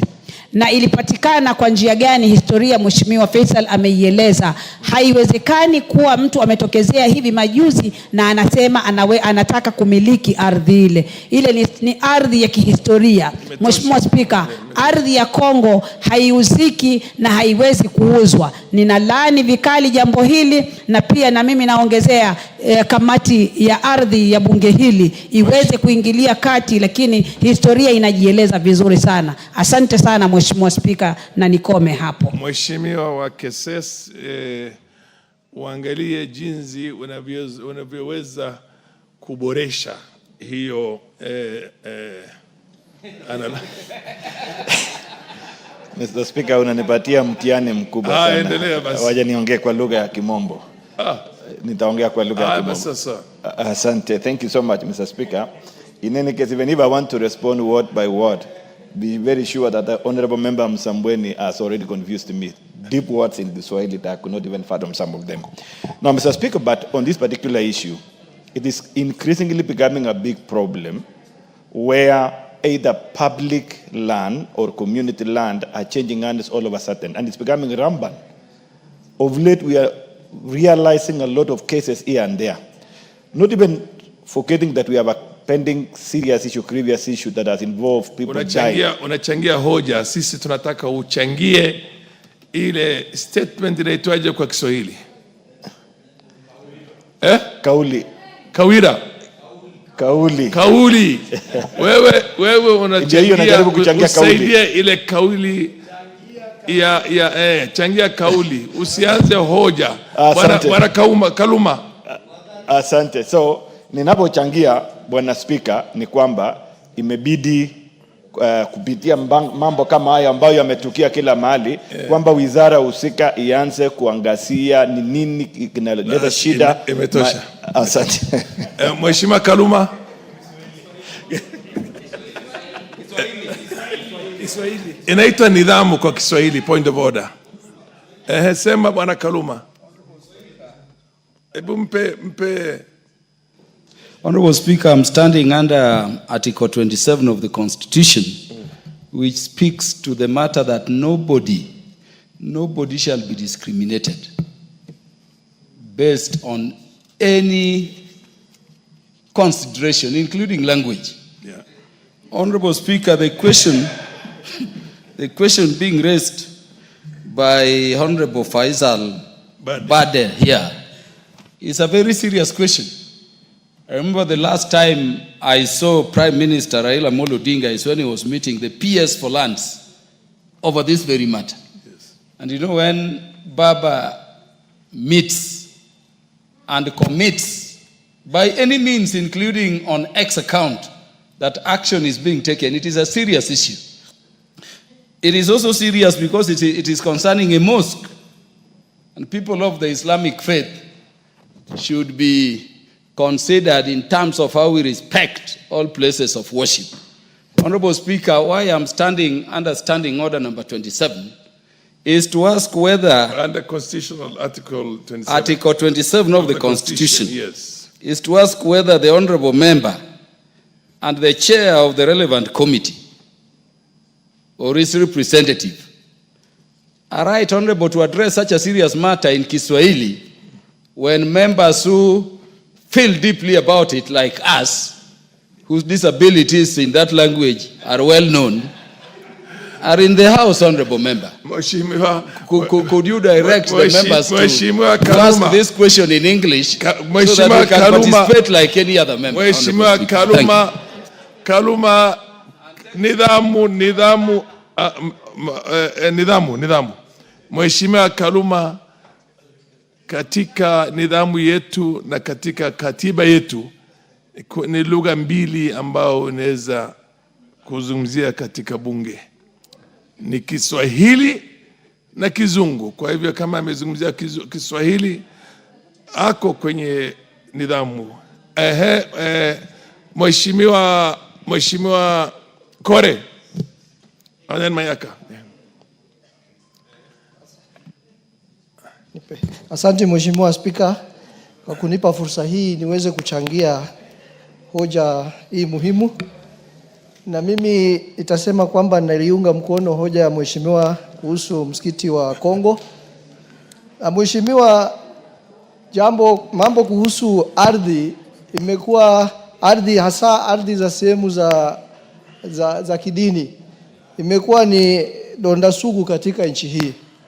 Mheshimiwa, tumepata msukosuko mingi katika sehemu za sala, iwe ni kanisa, iwe ni misikiti, kuhusu ardhi na majibizano kuhusu uongozi wa sehemu hizo. Lakini ardhi imekuwa ni jambo ambalo limeleta matatizo mengi sana katika sehemu zetu za dini. Na Mheshimiwa, ningependa kamati wakati watakapokuwa naangalia hoja hili kuhusu msikiti wa Kongo, wasiangalie msikiti wa Kongo peke yake, waangalie katika sehemu zote za dini ambazo ziko na mabishano kuhusu ardhi, iwe ni kanisa, iwe ni misikiti katika nchi hii. Tunajua hapa Nairobi wiki iliyopita tulipata matatizo katika msikiti wa Majengo. Tunajua msikiti wa Jamia hapa Globe, hapa Njiru pia watu waliumizana juzi kuhusu mabishano kuhusu ardhi. Kisumu kulikuwa na mabishano kuhusu msikiti na kanisa, hadi msikiti wenyewe ukapewa jina ambaye ni inahusisha madini zote mbili. Kwa hivyo majibizano aina hii kuhusu ardhi katika sehemu za maombi ni nyingi, na ningependa kamati iangazie sehemu zote ambazo ziko na mabishano. Asante. Amekusikia kamati Mayaka, alafu chairman ya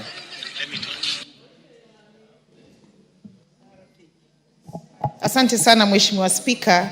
Mheshimiwa Spika, ningependa kuchangia kauli ya Mheshimiwa ambayo sana sana yazungumzia swala la ardhi za kihistoria.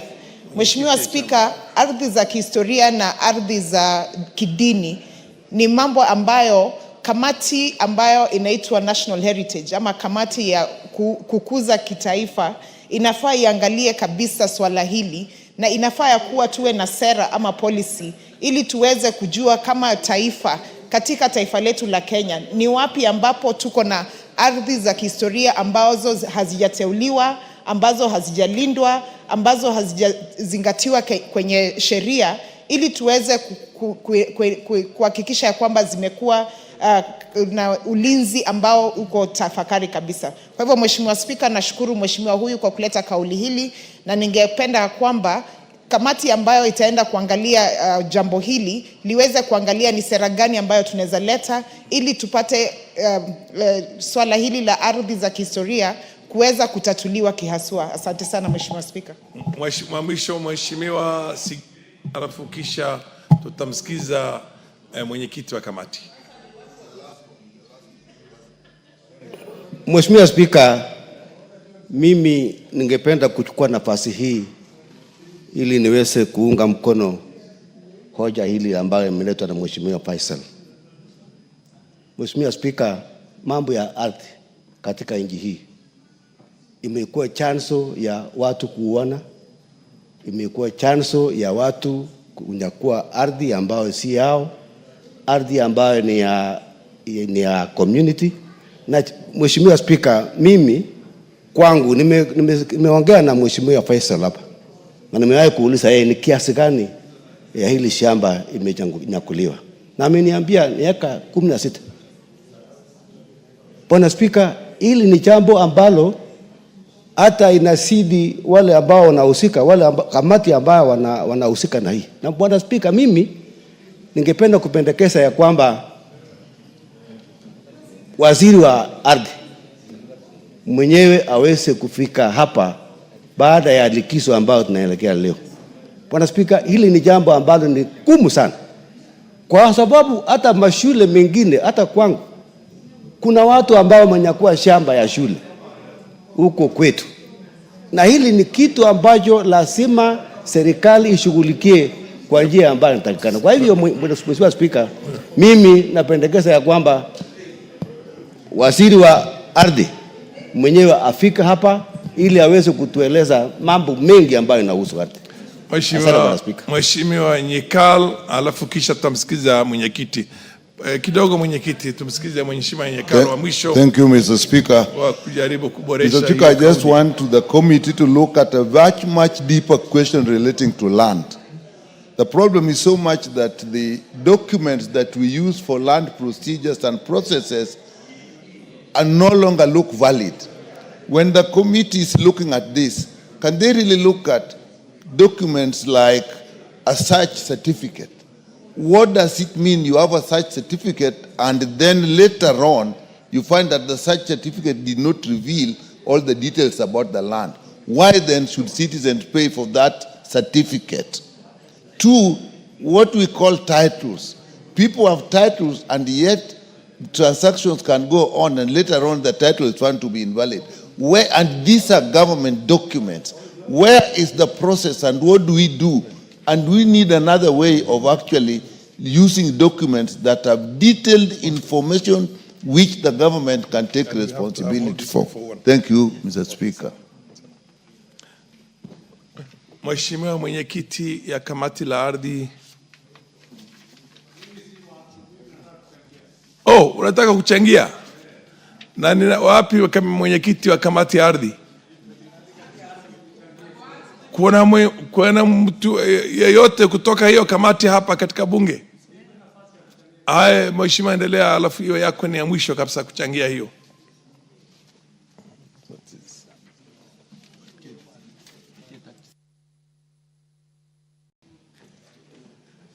Mheshimiwa Spika, nashukuru kwa kunipa nafasi hii. Mwanzo nichangie ndugu yangu Faisal kwa ile mambo ambaye amesema. Lakini Mheshimiwa Spika, kitu cha kwanza ambaye sijui katika ombi ya hiyo request yake kama alisema, Mheshimiwa Spika, hatuwezi kuwa na land officers ambayo wanashiriki kwenda kufanya maovu haya ambaye anakuja kubadilisha hata kunyakua misikiti na ardhi za makanisa. Kwa hivyo sijui kama ndani ya tungeomba kamati watoe hukumu ama inaitwaje? Hiyo hukumu kwa wale ambaye waofisa wa mashamba walihusika katika ubadilishaji wa haya. Pili, vile ndugu yangu amesema kulete waziri hapa. Mbeleni tuliambiwa ya kwamba wanaenda katika system ya kidijitali kuweka mashamba katika system ndio tuweze kuondoa, pengine ndio tuweze kujua kama hiyo system ya kidijitali inaendelea katika ile kusajilisha wamiliki wa mashamba, kwa sababu tukiendelea na hii mambo ya kawaida hii ya manyu, hiyo ndio inatusumbua zaidi. Kwa hivyo ningependa kamati itoe hukumu kwa wale maofisa wa mashamba ambao walihusika katika uporaji wa shamba hili la msikiti. Asante kama hakuna mtu kutoka ni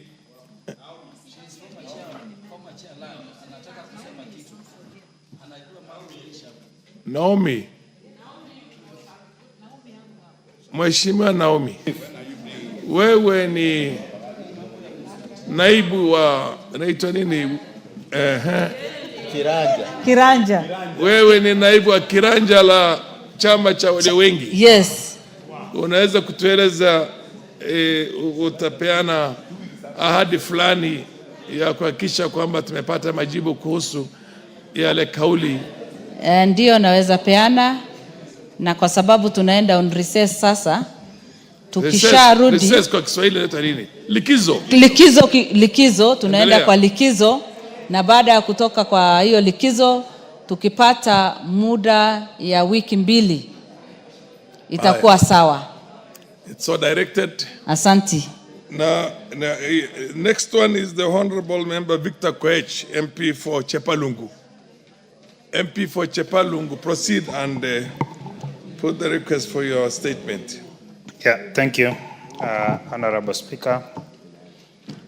Pursuant to provisions of Standing Order 44-2C, I wish to request for a statement from the chairperson of the Departmental Committee on Tourism and Wildlife regarding the serious human life conflicts currently being experienced in parts of Chepalungu constituency.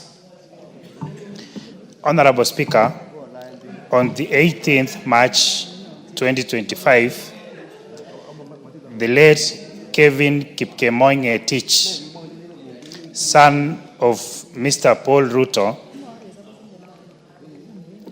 tragically lost his life after being attacked by a crocodile while washing clothes in Chepkulo River.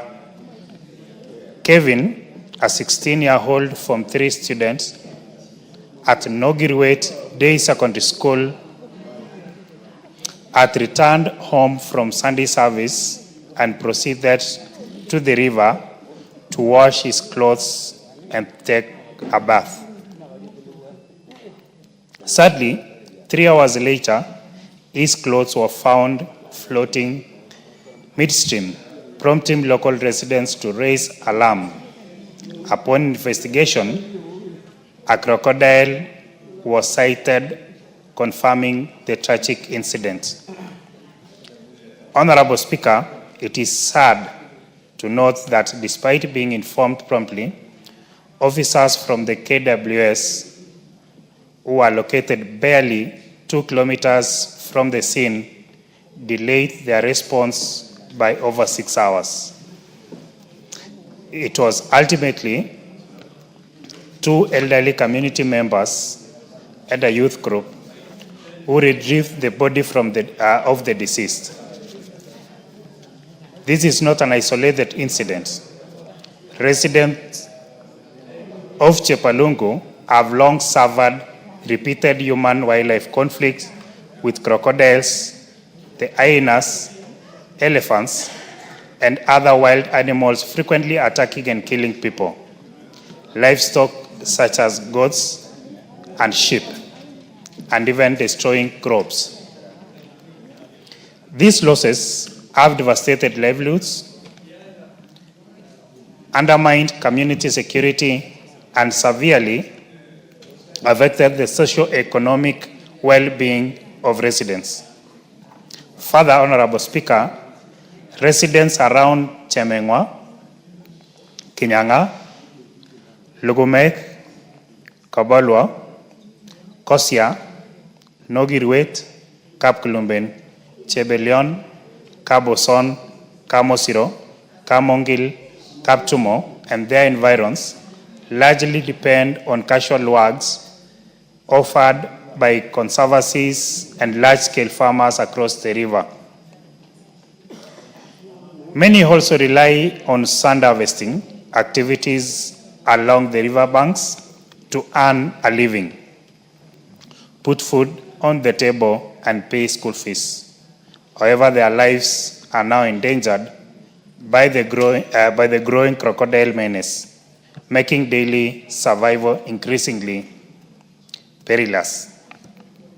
Honorable Speaker, it is against this background that I request for a statement from the chairperson of the Departmental Committee on Tourism and Wildlife on the following: a detailed report on the measures taken by the Ministry and the KWS to mitigate human-wildlife conflicts in Chepalungu and the wider Bomet County.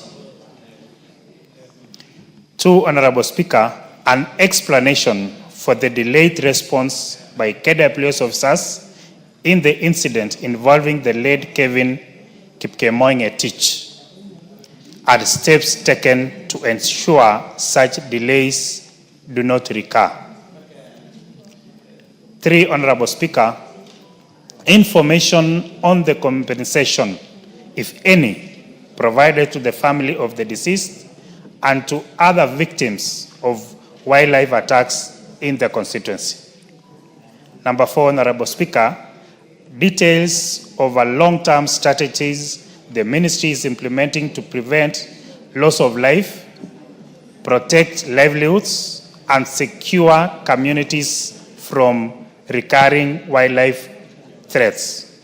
And lastly, Honorable Speaker, number 5 is plans by the ministry to assist affected communities, for instance, construction of at least 2 footbridges across the river under the Kenya Wildlife Service Corporate Social Responsibility (CSR) programs to enhance residents' safety.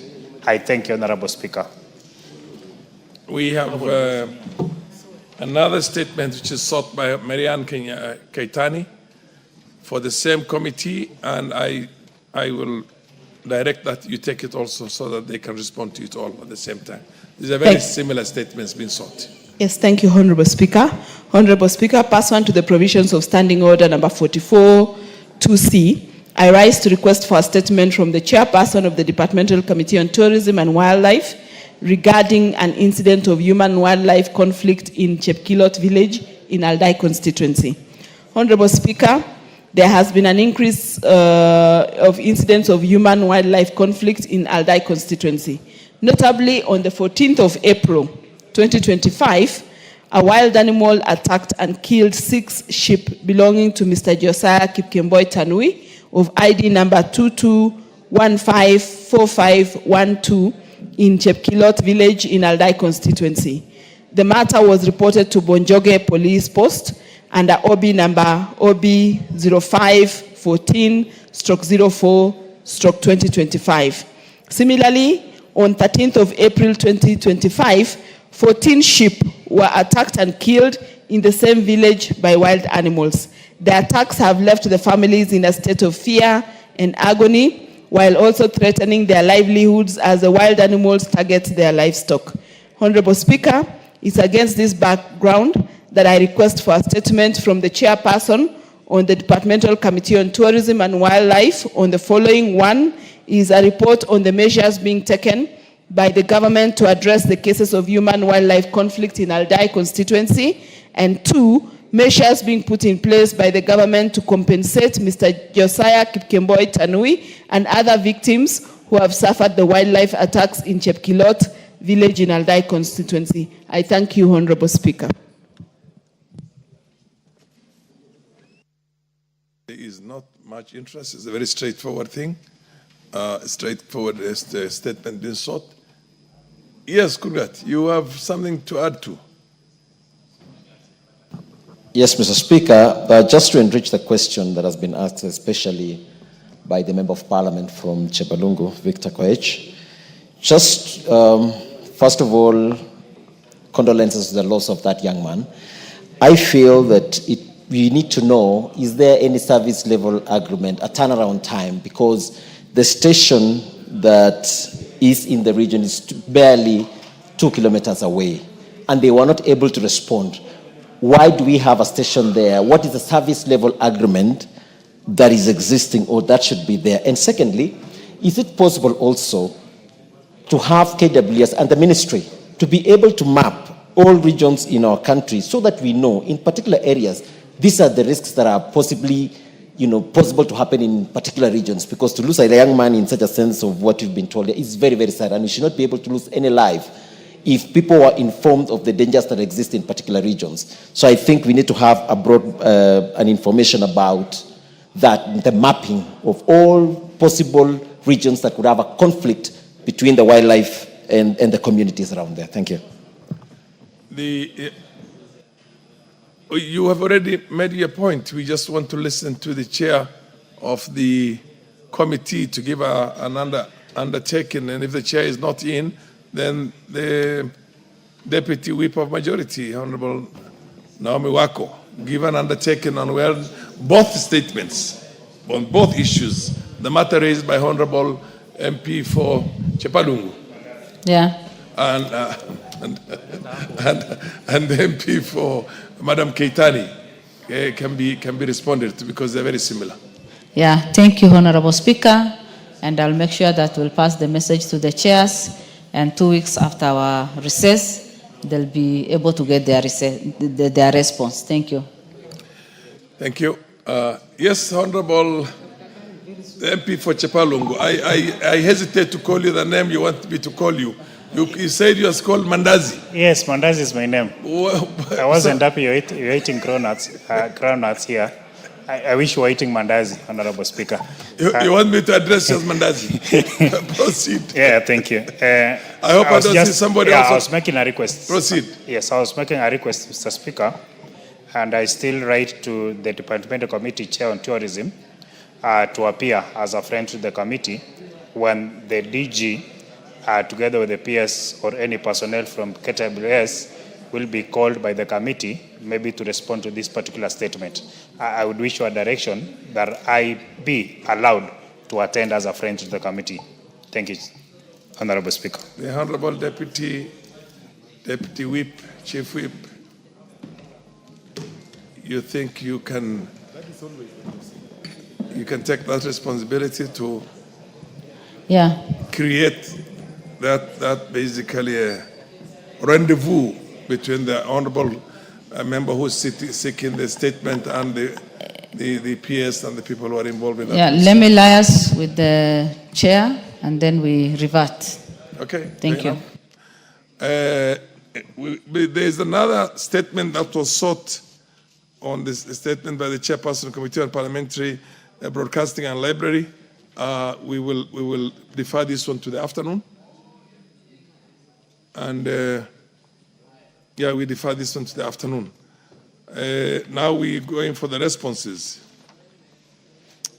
There was a status of Mavoko water supply by the Honorable statement which was sought by the Honorable Joyce Kamene, Machakos County MP, on Blue Economy, Water and Irrigation. Where is the chair of that committee? Thank you, Honorable Speaker. Yes. Honorable Speaker. Is Madam Kamene in the House? Yes, yes, I can see you. Proceed. Honorable Speaker, on 4th of March 2025, the Honorable Joyce Kamene, the Member of Parliament from Machakos County, rose to ask a statement in regard to Mavoko water supply. And the Honorable Speaker, the Honorable Member, was seeking the status of implementation of Mavoko drinking water supply project jointly funded by the Kenya government and the Belgian government. And then number two, the Honorable Speaker, the Honorable Member was also seeking the steps taken by the ministry to ensure the completion of the project and the expected timelines for its completion. Number three, Honorable Speaker, the Honorable Member is seeking the interim measures being taken by the ministry to address the water scarcity faced by the residents to protect them from the unscrupulous water vendors in Mavoko. The Honorable Speaker, I have a statement from the CS Water. And the Honorable Speaker, the Ministry of Water and Irrigation through the Tanati Water Works Development Agency is responsible for the implementation of Mavoko water supply project. And Mr. Speaker, I wish to respond as follows. On the question number one, the report of the status of the implementation of Mavoko drinking water supply, which is jointly funded by Kenya and Belgian government, the Honorable Speaker, the contract for the construction of Mavoko water supply was signed in 19 November 2017 between the Tanati Water Works Development Agency and the ASPAC International company by the Belgium. And the contractor ASPAC International was granted access to the site for commencement of works on 19 February 2018 for a period of 36 months, giving the intended completion date of the project on 18th August 2020 at a total cost of 2.8 billion funded by the Bank of Belgium government, Mr. Speaker, and also some part of it by the GOK. Mr. Speaker, the scope of work for the project comprised of several interrelated components that collectively enhance the water supply and distribution of infrastructure. The Kenya Meat Commission Dam, Mr. Speaker, was rehabilitated and the intake constructed alongside the pumping station with a 6.2 kilometer raw water pipeline installed to deliver 8,000 cubic meters of water per day to the new water treatment plant. Meanwhile, the East Africa Portland Cement Company Dam underwent their rehabilitation and included the establishing of a pumping station and construction of 3.8 kilometer raw water pipeline to provide an additional 4,000 cubic meters of water per day to the same facility. The new treatment plant capacity has a 12,000 cubic meters of water was constructed. The distribution network was extended by constructing 3.8 kilometers of Nairobi line from Namanga interchange at EBZ and an additional 6.2 kilometers to Greenpark Estate along the Mombasa Road, which also incorporated a 4,000 cubic reservoir and a 3,000 cubic capacity tank of 15 meters high, still elevated, and pumping station. Finally, the bulk supply system was reinforced and rehabilitated.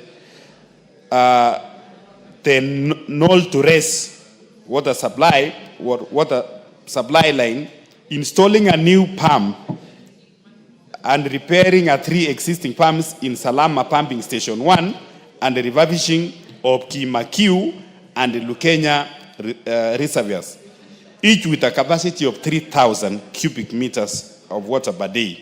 The system is currently operational, Mr. Speaker, and being operated by Mavoko Water and Sanitation Company. The company supplies water from the system up to 200,000 connections. On question number 2, Mr. Speaker, the report of the steps taken by the ministry to ensure the completion of the project and expected timelines for its completion. The project was completed on 21st March 2021 and commissioned on 14th April 2023. Therefore, the construction status is 100% complete. And the project was handed over to to Machakos County Government, and it is being operated by Mavoko Water and Sanitation Company in line with the provisions of Water Act 2016. Currently, the project provides at least 10,000 cubic meters a day of water from a new water treatment plant and 5,000 of water from the Northern Collector Tunnel connected earlier this year to the residents in a mix of domestic, commercial and industrial area around Mavoko. Honorable Speaker, the areas covered includes Mololongo, at the river, the EBZ zone, Shokimau, Kenanye, Katani and parts of Lukenya areas. Question number 3, the interim measures being taken by the ministry to address the water scarcity faced by the residents and protect them from the unscrupulous water vendors.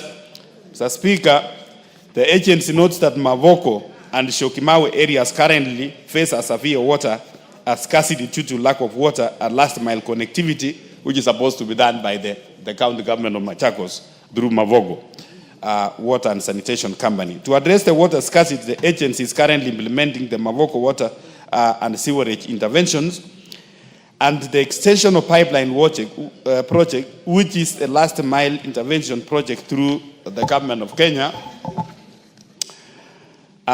funding with a funding estimated to cost about 585 million. The project is currently at 1% complete, having already spent 183 million and requires a government funding of 402 million to complete. The last mile project aims to connect about 50,000 households and increase the access of 250,000 residents in Shokimau, Mololongo and the river.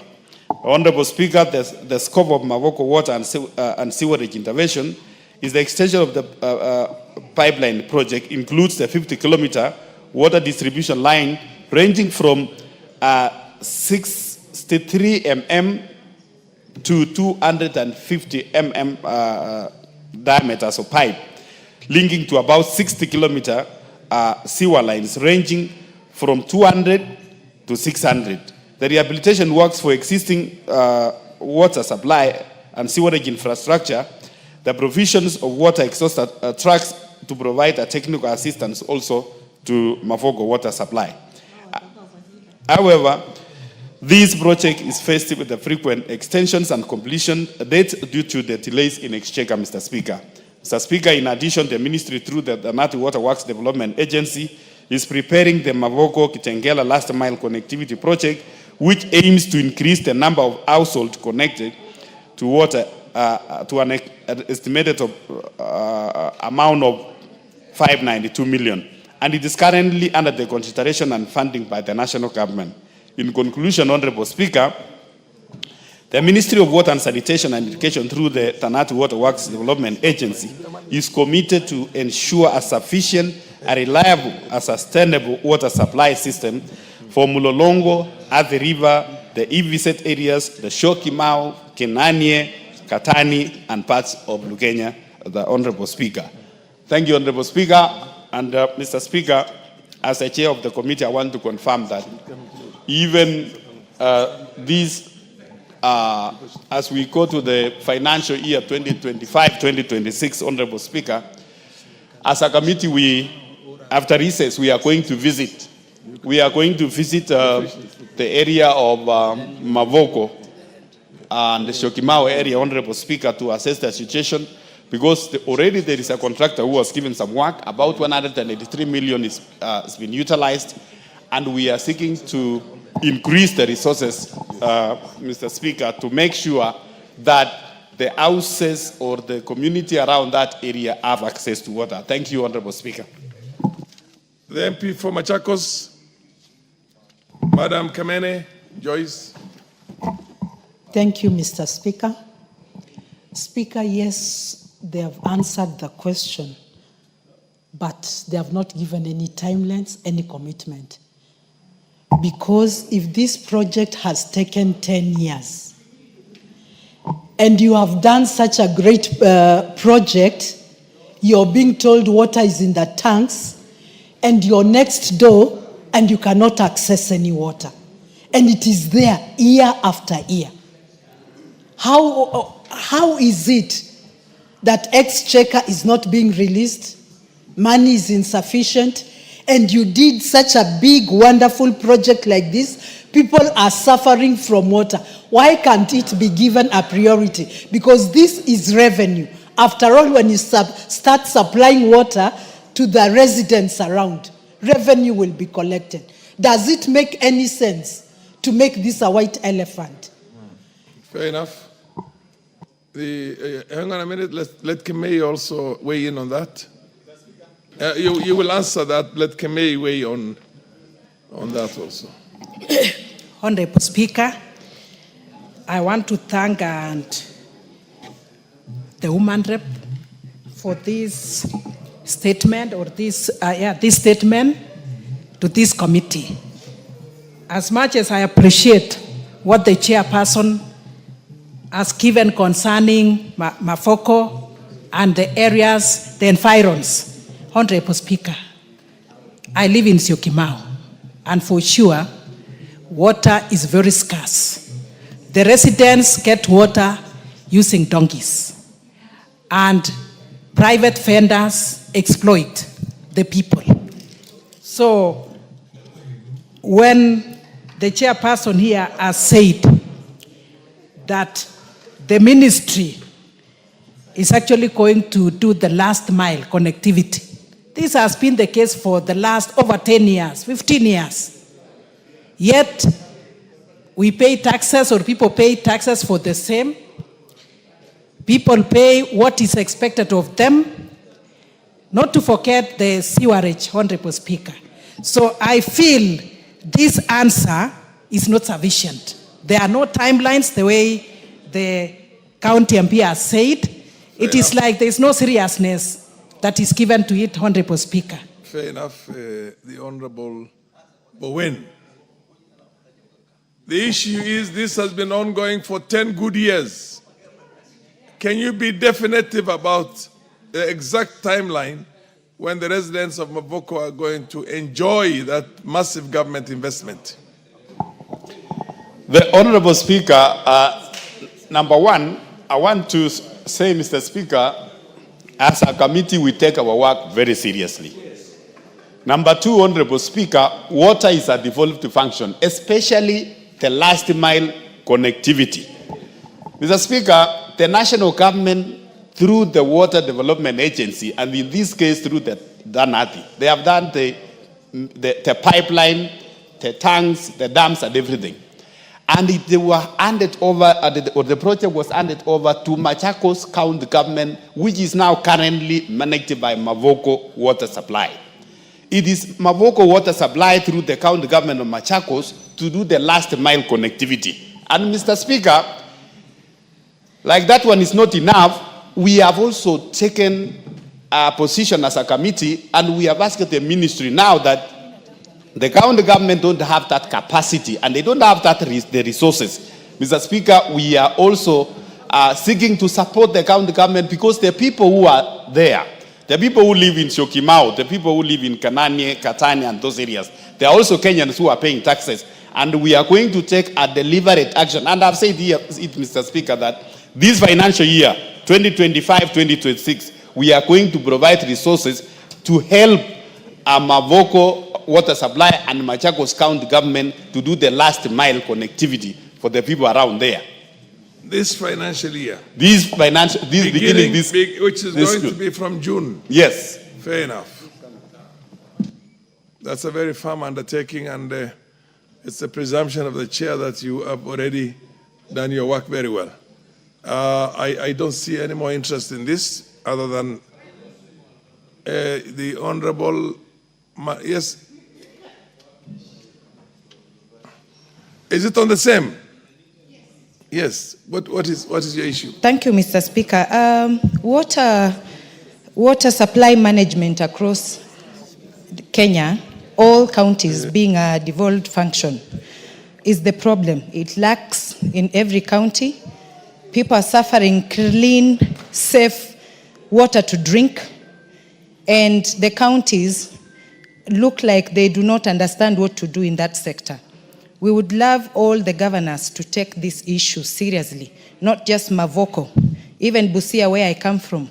Women travel miles and miles seeking for water, which ends up bringing up other issues like girls being raped in forests because of this issue. So water is a devolved function, and we need to task the governors to do something about it. Pipe water every month into some homes. At the end of 5 years, we'll have so many homes getting piped water and safe to drink at the same time. Thank you, Mr. Speaker. On the same? Madam Rachel Nyamai.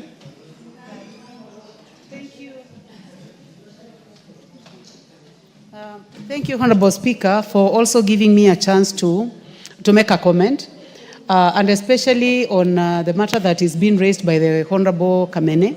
And I fully feel her that when a project takes 10 years and people have not benefited, it stops being useful, Honorable Speaker. As much as we put those budgets every financial year, in the corridors of power, Honorable Speaker, the chair, Water, has told us that he believes that projects that are useful in this country are those small projects that are implemented within 1 year or within 2 years, and they are completed and people have access to water. So, Honorable Speaker, because the budget for water is not, it's high. And I think it is important to know that sometimes the committee's hands are tied. I'm not in that committee, but I'm a friend of the chair. And he tells me that you find your hands are tied. You have to deal with WAKE, billions and billions and billions. You have to deal with that particular project, billions and billions of shillings. You find yourselves dealing with another project in Tana River. What is it called? Kulalu Galana, billions and billions and billions. But when you look at projects that the committee funds in 1 year, we have dams. The other day he gave us 2 dams in my constituency, and people are taking water. And they are small projects of 20, 30 million up to 100 million. But talking about billions of Wake Dam and expecting this to be a project of Machakos, Makueni and Kitui. And where we are, for example, in Kitui South, we are 150 kilometers from where that dam is. Billions and billions of shillings will keep going to those huge projects. Okay. And the committee doesn't have much control, but will keep financing, sorry to say, to the benefit of others. Thank you. I think there being no further interest on this, we'll go to the next response. The Energy Committee, the statement that was sought by the Honorable Dr. Ojambo Oundo. Thank you, Honorable Speaker. Yes. It is true, Honorable Speaker, we have a statement from the committee which was sent by the PS, the Principal Secretary in charge of Energy. And I know Honorable Odo is around. I've gone through the statement, Honorable Speaker. One of the questions that was raised is the regulatory framework under which Kudura Power East Africa Limited is operating, generating and supplying water in Western Kenya. Honorable Speaker, the response to that is that Kudura Power East Africa Limited is duly incorporated in the Republic of Kenya as a wholly owned subsidiary of RVE, a Portuguese company. Kudura is a social enterprise focused on providing decentralized renewable energy and sustainable infrastructure solutions to undeserved counties in East Africa. This company focuses on empowering rural and peri-urban areas by addressing critical needs such as clean energy, water access, and sanitation, aligning with the global sustainable development goals, particularly SDG 7, that is affordable and clean energy, and also SDG 6, clean water and sanitation. Kudura specializes in integrated system that combines solar energy, water purification, and biogas technology. The company operates under Section 117 of the Energy Act that provides, and I quote, that is Section 117, a person who wishes to carry out generation, exportation, so Honorable Speaker,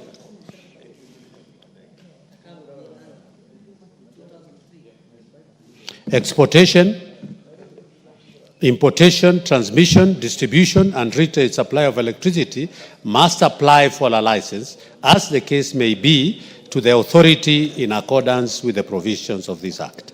Kudura Power East Africa Limited was granted a construction permit by EPRA on the 3rd April 2019 for a period of 1 year for the development of the 10 solar PV mini-grids as listed in Table 1. Honorable Speaker, I hope Honorable Oudo has his, under the table is detailed therein.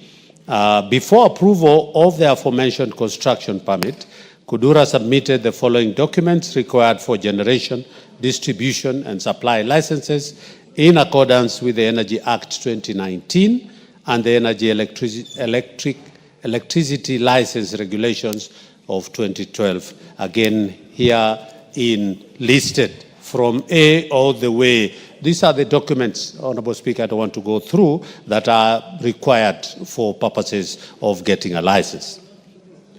Question number 2, Honorable Speaker. The agreement on lease granted to Kudura to impose tariffs on power supplied and steps being taken to regulate such charges. On the 25th of March 2020, EPRA granted Kudura generation, distribution, and supply license for operation of the 10 solar PV mini-grids as indicated in Table 1. Section 11C of the Energy Act 2019 mandates EPRA to set, review, and adjust electric power tariffs and tariff structures and investigate tariff charges, whether or not a specific application has been made or for a tariff adjustment. The approved tariffs shall be just and reasonable tariffs which enable a license, including Kudura Power, to inter alia, 1, maintain its financial integrity, 2, attract capital, 3, operate efficiently, and lastly, compensate investors fully for the risk assumed. Section 165C, Section 165, subsection 7 of the Energy Act 2019 and the current retail electricity tariff review guidelines of 2023 provide for a review of retail electricity tariffs once every 3 years. Section 163 of the Energy Act 2019 requires that the tariffs and the contracts for supplying electrical energy and network supplies be submitted to EPRA for approval before execution. Kudura tariffs application for the 10 sites in Busia County, Western Kenya, was approved by EPRA board on the 30th January 2019, having met all the tariff approval requirements. Question number 3, timelines within which Kudura will upgrade their infrastructure to ensure continuous and uninterrupted supply of power to house states. The response is that the solar mini-grids can become unreliable during the rainy season, primarily due to the following: reduced solar resilience, radiance that could significantly reduce the electricity generated between 10 to 25% of the peak performance. B, during extended cloudy, rainy periods, battery may not fully charge, leading to shortages, especially at night or during the peak demand. And C, sometimes power demand increase during rainy seasons, e.g. for lighting or indoor activities, putting more pressure on the already limited generation capacity. The mitigations for that, Honorable Speaker, is that the inverters that were previously problematic have been replaced. 2, the operator to strengthen their distribution network and work towards replacing all defective storage batteries, especially the Buyende area, within a month. And 3, EPRA has instructed the operator to develop a strategy to enhance power supply reliability during cloudy periods and submit a report on this to the authority within 2 weeks. And 4, EPRA will send a technical team to the sites for further probe on issues raised and come up with a detailed report. Lastly, Honorable Speaker, question number 4, a report on the terms of agreement between Kudura East African Power Limited and the government, including whether the terms are subject to review to allow alternative service provider to supply power alongside Kudura. The response is that, Honorable Speaker, Section 165(7) of the Energy Act of 2019 and the current retail electricity tariff review guidelines of 2023 provide for a review of retail electricity tariffs once every 3 years. Therefore, Kudura is required for the aforesaid provisions of the law to submit a tariff review every 3 years upon the expiry of the approved tariff, subject to review and approval by the authority. 2, the generation and distribution license were given for 10 years commencing in 2020, and hence Kudura is remaining with about 5 years within which they ought to have recovered their investment, after which the terms will be renegotiated or the site handed over to a different distributor. Thirdly, the Ministry of Energy and Petroleum has developed draft mini-grid regulations which will give guidelines on the options will be available to the mini-grid operator when the main grid arrives. Once the main grid regulations are enacted, Kudura may operate as 1, a power producer selling to the distribution licensees; 2, a power distributor that purchases power in bulk from the distribution licenses and resell the electricity to the consumer. The mini-grid operator that remains the power distributor for the area, purchasing power for the distribution licensee to sell to the consumers in addition to its existing generation. I submit, Honorable Speaker. The Honorable Oundo. Doctor. Thank you, Honorable Speaker. Thank you, Chair, for the efforts he has made to present the response to the request for statement. But, Honorable Speaker, this looks like a statement that was written by Kudura. Honestly speaking, this is like a defense statement written by Kudura, and it obviously skirts around the main issues requested. Honorable Speaker, and I want the Chair to note very carefully, of most importance is question 2.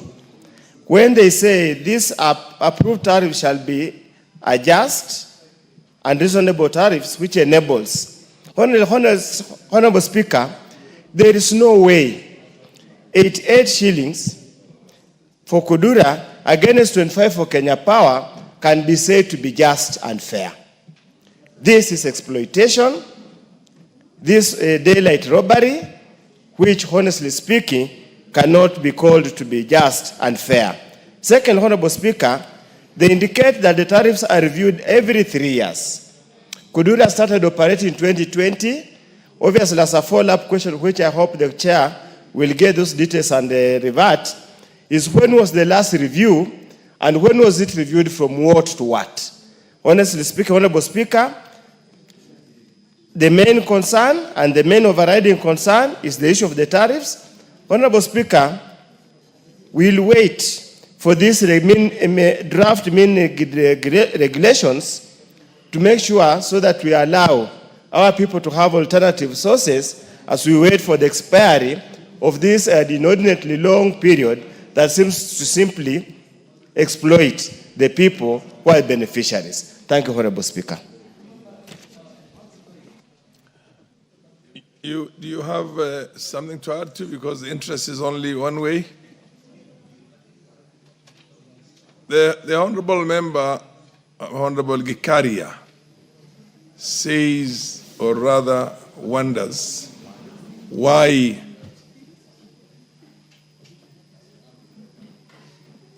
the issue of, why don't you give him the mic? What's happening with the mics?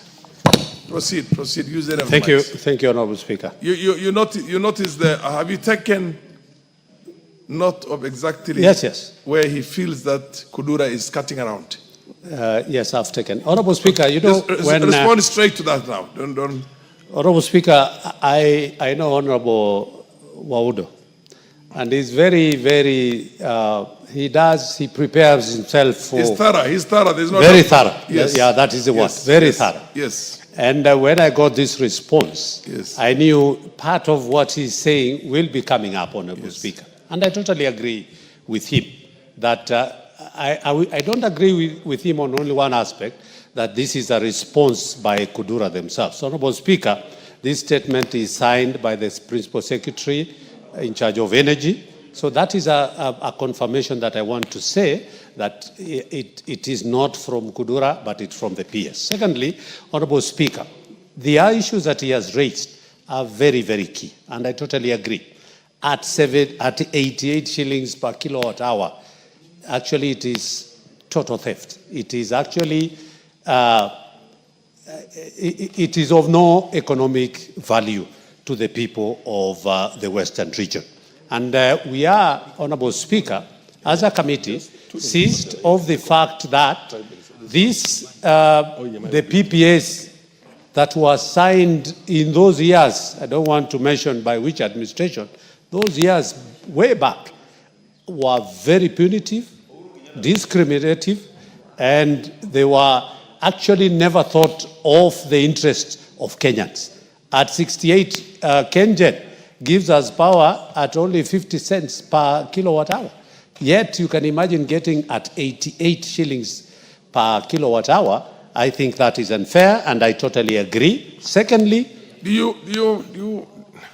I'm just saying, we are seized as a committee. Have you lifted the veil on that to see why such an unfair deal can be done to the government? Who are the owners? Who are the owners of Kudura and other exploitative, power producing outfits that sell to the national grid here at a very high price? Honorable Speaker, are you our committee is seized, and there is a report that we will be bringing on the floor of this House. It was brought in the last session, but it was not discussed. We will be bringing it back only on aspect of talking about these power purchase agreements that are very punitive, that are very discriminative, and they are of no economic value to this country.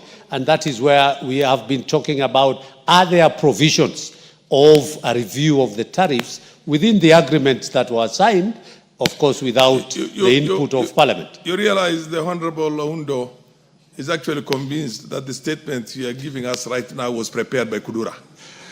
No, But you see, the reason why it's because it protects the interests of Kudura and the similar organizations. The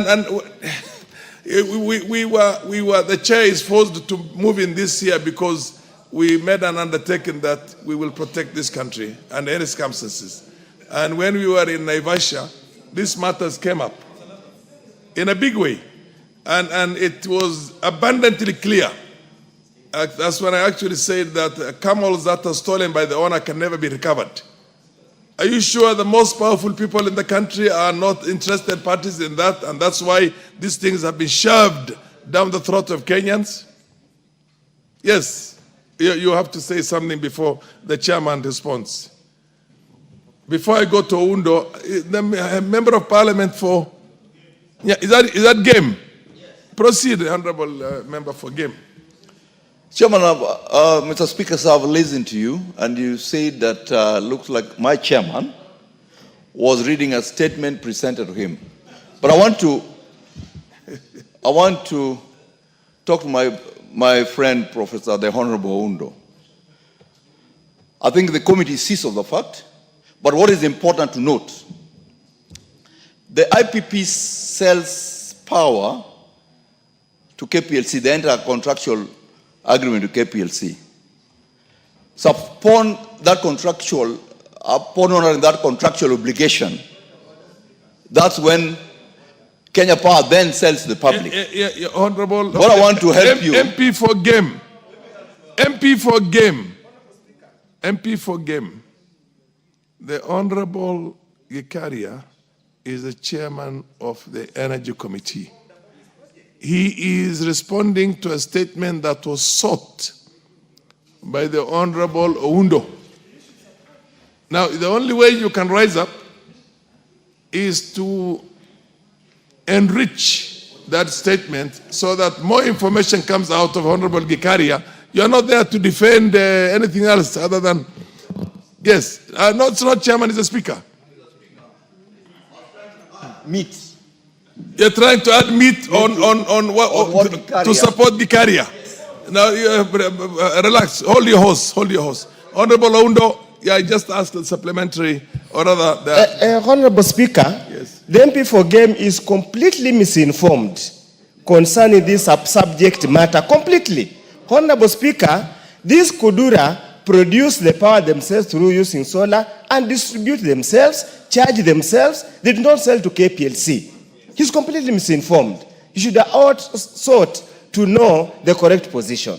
Completely misinformed. They are not selling this to KPLC. No. They are selling directly to the consumers. Yes, they produce themselves. They have signed the agreements with the consumers directly. So it's a monopoly. It's a pure monopoly and exploitative. Honorable Speaker, I would have expected the ministry, the State Department, to clearly say, yes, they note the tariffs of the 83 shillings is extremely exorbitant, and we will make efforts to open negotiations with the power producer, supplier, biller, everything to reduce to a reasonable figure. That's why I'm saying, when you look at this, it really looks like the statement was written, given to the PS to sign, and the PS could even be complicit in this outright theft and exploitation of the people. It's as simple as that, Honorable Speaker. Honorable Gikaria, it's a tall order. This thing is not going through KPLC. It's a direct relationship between the producers and the consumers. But the price itself has been regulated by the government agency. Now that's where the elephant in the room is. So you want to say something, or you want to go back and come with a better answer than that? Energy is a very sensitive thing in this House, Honorable Gikaria. I agree, Honorable Speaker. First, I want to agree with Honorable Oundo. Under Section 117 of the Energy Act of 2019, we did liberalize distribution, exportation, importation, and you just need to have a license. And Kudura was given a license 30th of April in 2020 by EPRA to generate and do distribution and sell. And that is the position. because it is a license. Does the license give it a monopoly? That's Yes. what he asked. Yes. It gives as, a monopoly. As he's saying. Then how can you have a monopoly and at the same time you set No, your we own don't, we price? don't have a monopoly. Actually, it is a misinformation to the public. Under Section 117 of the Energy Act of 2019, I was the chair then, and I moved those amendments here and liberalized the energy sector in a very wide way, from generation. Liberalized? Yes, You mean you liberalized? Yes, yes. Okay. So that is the position, and I want to agree. At the same time, it is that, as the question he had asked, as to whether we have a review of this. And in 2020, within 3 years, they were supposed to do a review, but again, subject to if there is a request to do the review. And that is what Honorable Elisha Odhiambo is saying, that as a committee, we have asked EPRA to go and engage the independent power producers with a view of reviewing the power tariffs as a committee and as a country. Because again, we are saying it adds up into the cost of energy and electricity in this country. Passed on to the consumer. It's passed on to the consumer. Correct. So that one we are in, and I want to agree with that we will be going back to engage through the questions that he has said. When do you give an undertaking to I come with will, a comprehensive? if he agrees, because he only asked this question a week ago, I think, and we have a response 2 weeks ago, and we have a response. So when are you coming back to the comprehensive answer? The second week after recess, Honorable Speaker. Is there any gray area you want to be, so that it is also captured on the Hansard and he has to? If I were you, I'd ask for the lifting of the veil to see exactly who are behind this Kudura. Whether Gikaria or Farah Maalim have shares in that. Ultimately, Honorable Speaker, you know, this country is a very complicated country. The better you leave things the way they are, sometimes the better for posterity and a good life. We are not interested to know who is behind it. We are not interested to know who is the exploiter. All that what we are interested to know is the exploitation must come to an end. So, three things there is exploitation and there is a blatant, open, outright daily robbery. How do you have a differentiation between 50 cents and 88 shillings? Precisely. For the same number? My plea to the chair, yes, that the MP, in the review... Yeah, somebody is on a point of order. The MP for Turkana Central, yes. Yes, proceed. Honorable Speaker, thank you so much. I want to reiterate the position that has been taken by Dr. Oundo, Honorable Dr. Oundo, that there is need to unpack, to understand who owns Kudura. Kudura looks like it's private. And if you look at this, it's even giving us mini grids in Turkana. I've just seen this is like a Portuguese farm, which we need to unpack. And maybe there's need to understand why are they doing business in Kenya, with who, for who, and what are the shares, and what kind of service they are giving. Honorable Speaker, we need details. Thank you. Yes, Ondo, I think you have done your... You're done on that. Ikaria, have you given an undertaking on when you'll come back with a comprehensive answer on that? On the same... Honorable Speaker, I have committed that within 2 weeks we will be... 2 weeks on the within 2 weeks on the resumption of the House. Correct. It's so directed. It's so directed. Honorable Shuria, the Education and Health, on the issue of help. The Honorable Shuria is not in the House, is he? Oh, yes, he's there. I can see him. Where is the chairs of who is answering? Is it health or education? You're answering joint. Do you want to take the first shot? Yes, I'll take the first shot. Proceed, Nyekal. Honorable Speaker, this was a joint, we had to do a joint answer to this, and we actually sat with the minister, both our committee and the health committee and the education committee, and it was basically the lead was to be taken by the education committee.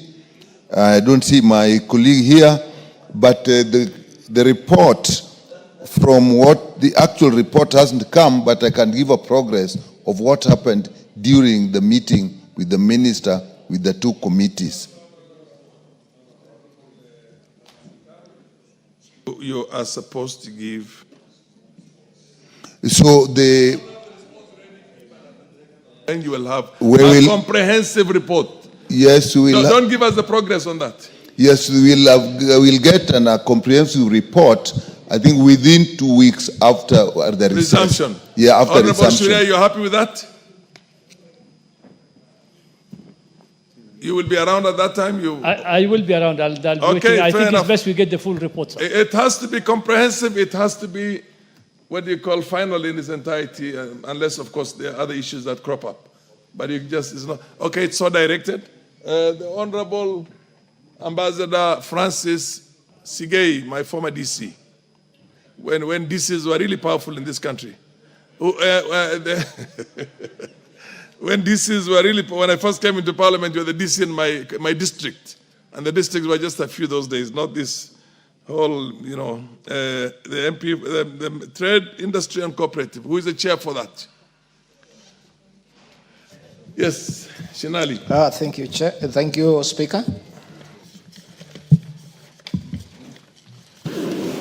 Honorable Speaker, I'm assist of request for statement by Honorable Ambassador Segei. And let me mention this before I go to the specifics. Honorable Speaker, new KCC has been modernizing its old milk processing facilities under the Government of Kenya, financing from the year 2015 to date. The facilities had old, obsolete machinery replaced with modern, efficient machinery. The following factories have had a number of their equipment and infrastructure renewed, and the facilities are running efficiently. The first one is Eldoret factory in Uasin Gishu County has received 610 million. Sodik factory in Bomet County has received 153 million. Dandora factory in Nairobi County has received 323 million. Nyahururu factory in Laikipia County has received 260 million. Kikanjo factory in Nyeri County has received 360 million. Kitale factory in Trans Nzoia County, 204 million. Miritini factory in Mombasa County has received 56 million. And a new facility in Nyambene, Meru County has received 509 million, a total of 2.475 billion.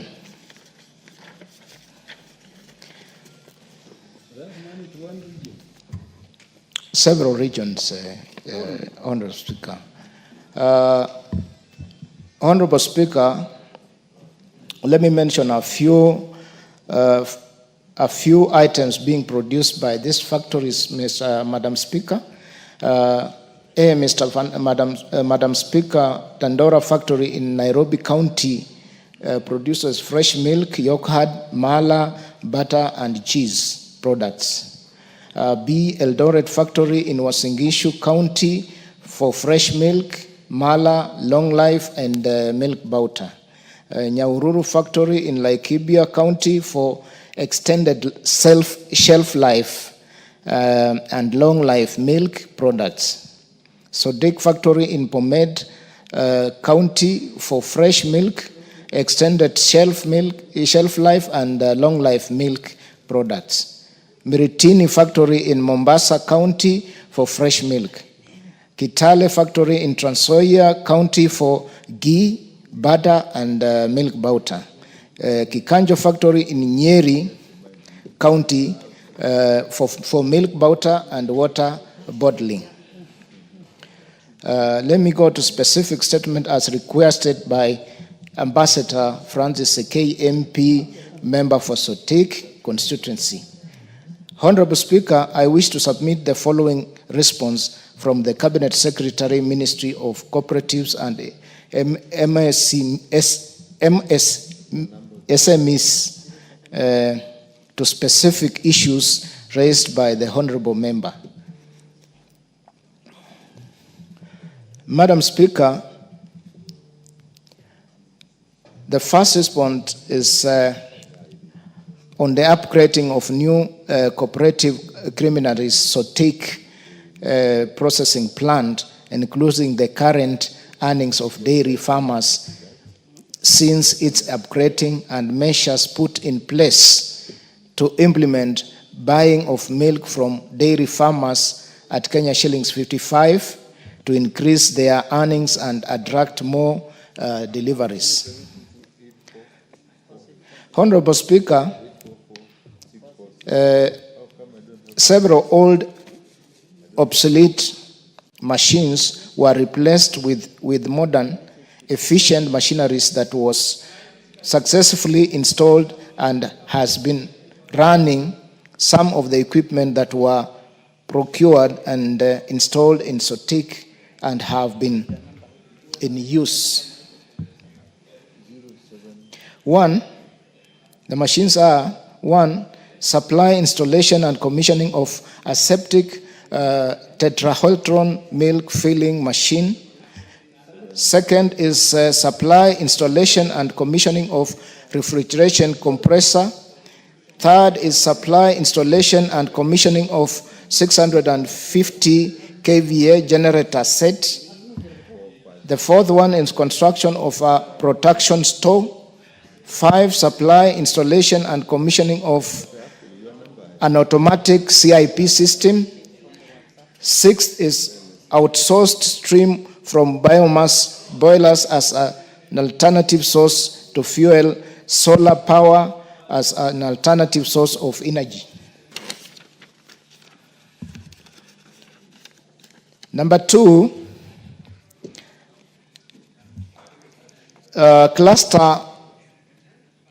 SOTIC cluster farmers' earnings are currently at an average of Kenya shillings 85 million per month, which means it is at about 1.02 billion a year.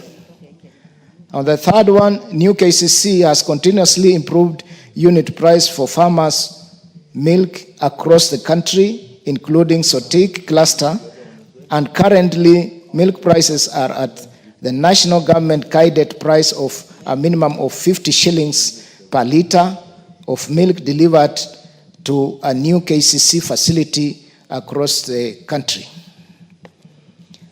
The honorable member also wants to know steps taken to address low wages of casuals at new KCC factories, considering the high cost of living and inflation in the country, including payments of overtime allowances as required by law.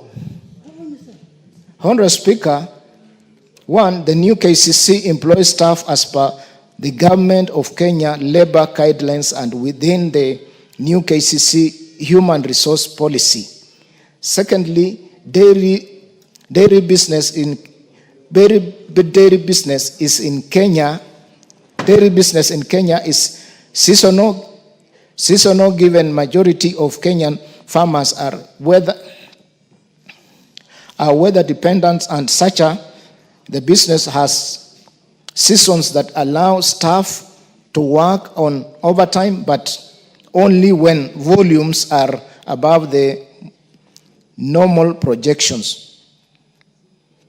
When such situations occur, overtime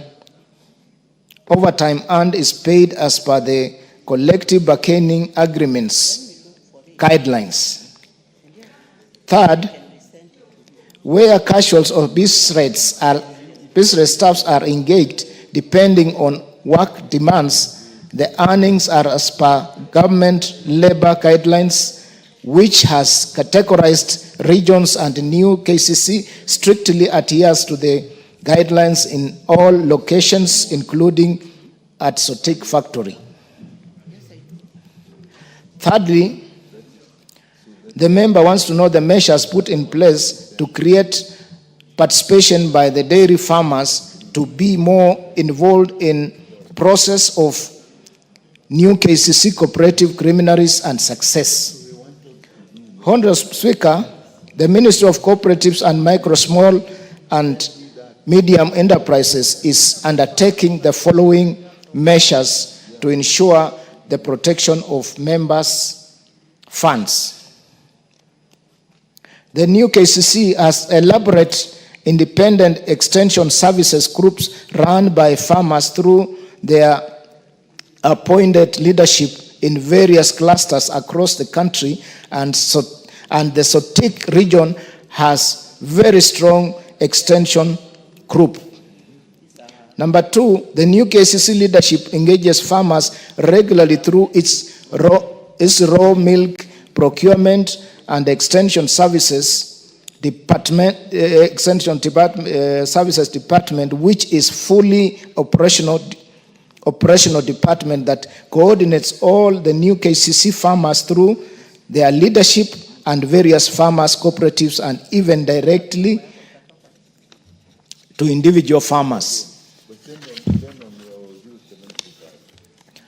Thirdly, the top leadership of KCC, that includes the managing director, all the way to their board of directors, occasionally engage with the farmers and their leadership across the entire country. And Sotik region farmers are among the stakeholders that are involved in such forums. Number 4, Madam Speaker, a report on products produced at Sotik Milk Processing Plant and plans in place to vary the type of products manufactured, including plans to maintenance of the machines processing products such as mala. Madam Speaker, Sotik factory processes and packages fresh milk, 24 hours shelf life, extended shelf life, 90 days shelf life, and long life milk products. That's a 1-year shelf life milk. The milk products in the Sotik factory are in the following stock keeping units.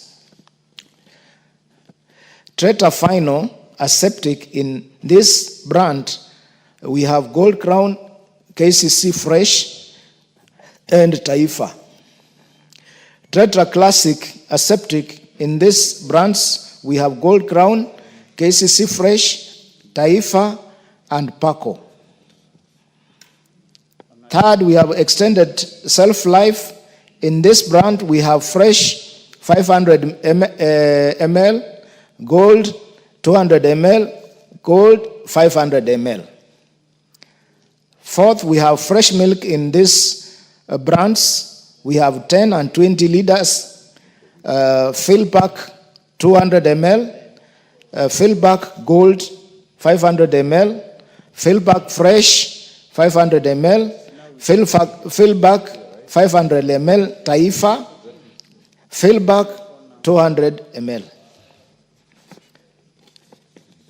2, new KCC machine maintenance is undertaken as per the best maintenance practices as per equipment manufacturers' guidelines and is being implemented across all factories, including Sotik. Third, mala as a new KCC product is processed in Dandora and Eldoret factories that have the full infrastructure of mala processing, fermentation, and packaging, but distributed to all KCC sales depots, which Sotik sales depot getting mala from Eldoret factory that serves the following sales depots: Eldoret, Sotik, Kisumu, while the mala from Dandora is distributed to the following sales depots: Nairobi, Nakuru, Nanyuki, and Mombasa. Honorable Speaker, attached is the response that the Cabinet Secretary and annexures for transmission to the honorable member. Thank you. Thank you very much, Chair. The Honorable Ambassador Francis Sigei, is the answer satisfactory? Madam Speaker, I think, first of all, I want to appreciate the effort which the chairman has tried to answer my questions. But if you look at the answer, it's a long story. Very, very long story. Winding and rewinding. And I was asking specific questions. And in that mix, Madam Speaker, we have lost out. I didn't get the answers for what I wanted. Number one, Chair, the prices of milk. Ambassador, before you lose hope, the chair is here. Yes. You can raise the specific I want to raise, matter that has not been That's why I'm saying responded to. In Sotik is less than 50 shillings. And you have to confirm. And that's why, Chair, Mr. Speaker, that is why our farmers in Sotik are now selling their milk to the private processors. And we are going to kill KCC. So, Chair, I'm not happy with that answer of prices. Number two is the issue of that status of that processing plant. So, Sotik is a municipality now. It is supposed to be created, upgraded to the level of Eldoret, Nanyuki, Dandora. And we are asking for that one. I've taken time, Madam Speaker, to go and see the MD who was there, who has now gone out. And he kept promising that Sotik will be upgraded. And after 2 years, nothing has been done. Madam Speaker, I would like to see Sotik processing factory being upgraded. Now that is a municipality. Number three, we have casuals in this factory who have acted for a long time. And the problem with this factory is that people are being brought from outside to come and work in Sotik. Casuals should be confirmed. Those who have worked for several years, why can't they be confirmed?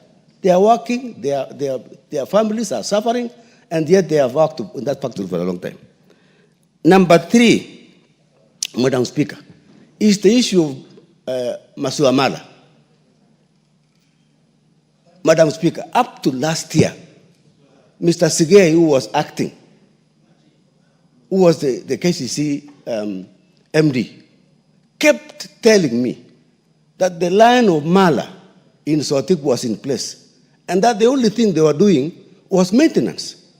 But we are now realizing, Madam Speaker, this thing is being transferred to elsewhere. And yet, the quality of Masuamala from Sotik was very high quality.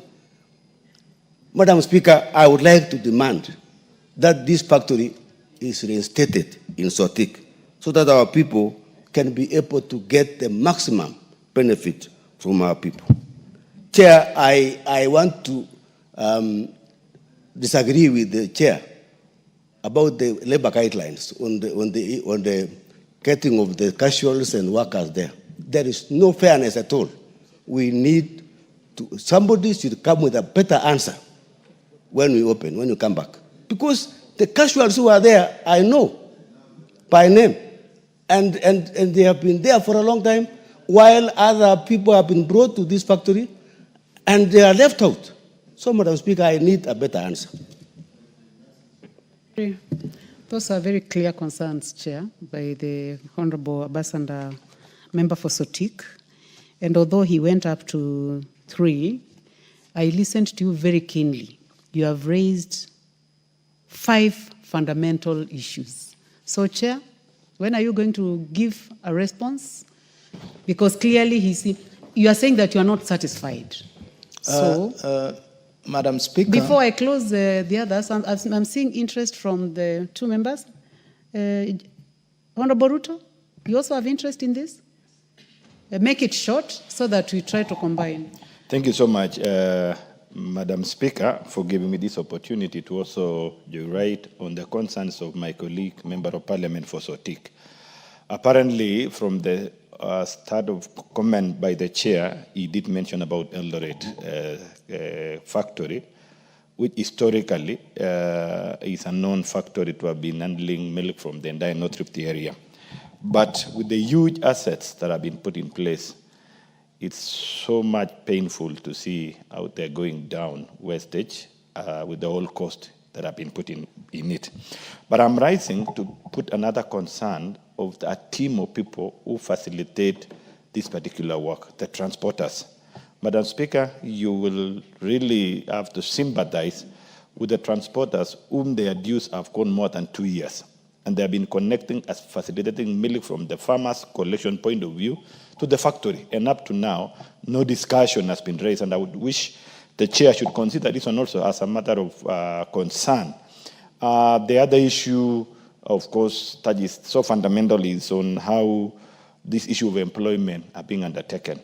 And there's a concern that the governance people in the board have issues more, so chair has been mentioned in terms of interference. What we are calling upon is, how can a factory that is a support of the government, remember it is under domicile under the Ministry of Cooperatives, it has absolute support of the government and is critically failing. I mean, as it is right now, what are we going to do? We need also to see how to sort out the governance issues and ensure this entity runs the business of distribution of milk after processing.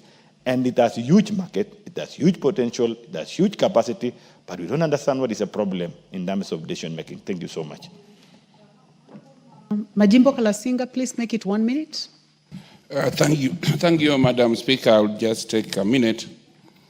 Madam Speaker, I am an expert in the dairy industry. I'm an Egerton University product who did dairy and food technology. And I was attached, Mr. Speaker, Madam Speaker, during my attachment, I was attached in Premier Dairy, Kabianga, just some few kilometers to Sotik Dairy. Madam Speaker, you cannot tell us that you are servicing a Mala line. Masiwa Mala requires only fermentation tanks, starter cultures, and a Tetra Classic machine which they are using to package fresh milk or UHT milk can be used the same line. There is no reason, Madam Speaker, to be told that Mala line is not operational. It must be reinstated by all standards. And two, Madam Speaker, the moment you remove the Mala line, you reduce the workforce. You reduce the casuals. The young men and ladies who are supposed to get jobs from that factory will go where? It also beats logic, Madam Speaker. These factories, KCC, were designed with a purpose. The Dandora factory in Nairobi was a dry milk border. KCC, Sotik, is supposed to process Mala and sell in the Western region. Madam Speaker, you cannot tell me that you will process Mala from a region where there is no raw milk. Sotik is situated in the center of farmers producing the best milk in this country. The BF, Madam Speaker, for information, the BF of milk in Sotik is the highest, 5.5% butterfat content. Best for this product. Madam Speaker, let's support this farm. Let the chairman come with a substantive answer that will tell this House that the fermented milk line must be restored and casuals must be employed. And this issue of dealing with casuals for years and years must stop, Madam Chair. Thank you, Madam Speaker. Thank you very much. I think you've made your point. Honorable members, I would like to go back to the chair. Chair. Thank you, Madam Chair. The issues raised by members are very critical. And as a committee, Madam Chair, we had already made a program that we must visit these factories to see by ourselves, investigate, and come up with a clear report. Though we have done that, Madam Speaker, we have to confirm also that the Ministry of Cooperatives has acquired a facility, because we know what has been ailing the industry. Number one is management, and interviews are on to have a substantive general manager or managing director in that factories. And number two, there is now a facility to make sure when farmers deliver milk, they are paid. That one has been put in place, which was problem number one. These other issues, I request the honorable member, when we are going to Sotik, we shall invite you so that you are with us in the team. We come up with the issues, and finally, Madam Speaker, I would request the member that instead of coming with an answer in a short time, you allow we come with substantive answers after our trips in these factories.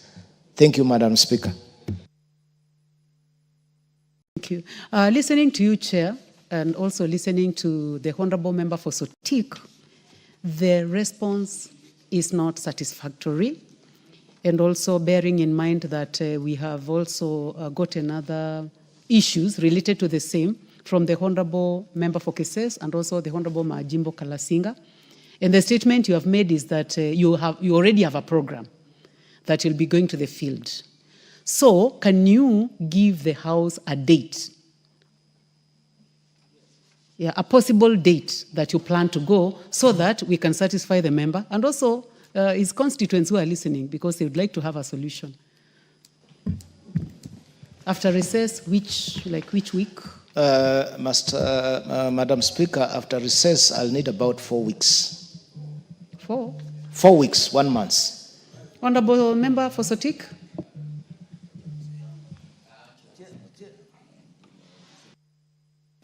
Chair, I think 2 weeks would be appropriate after recess. And I want to thank the Chair. I think he's becoming more pragmatic in answering the question. So I think 2 weeks will be good. I also, Speaker, we would like to invite Order, Member for as a Sotik. friend.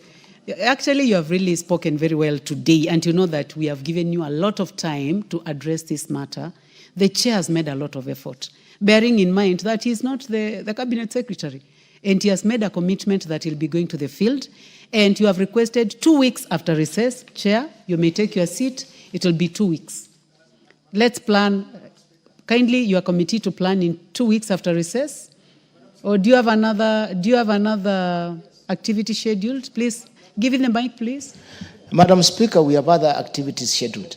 And you know very well we are going in budget making. I don't want to give dates which will fail us. As a House, we must be specific and we must give answers that can live.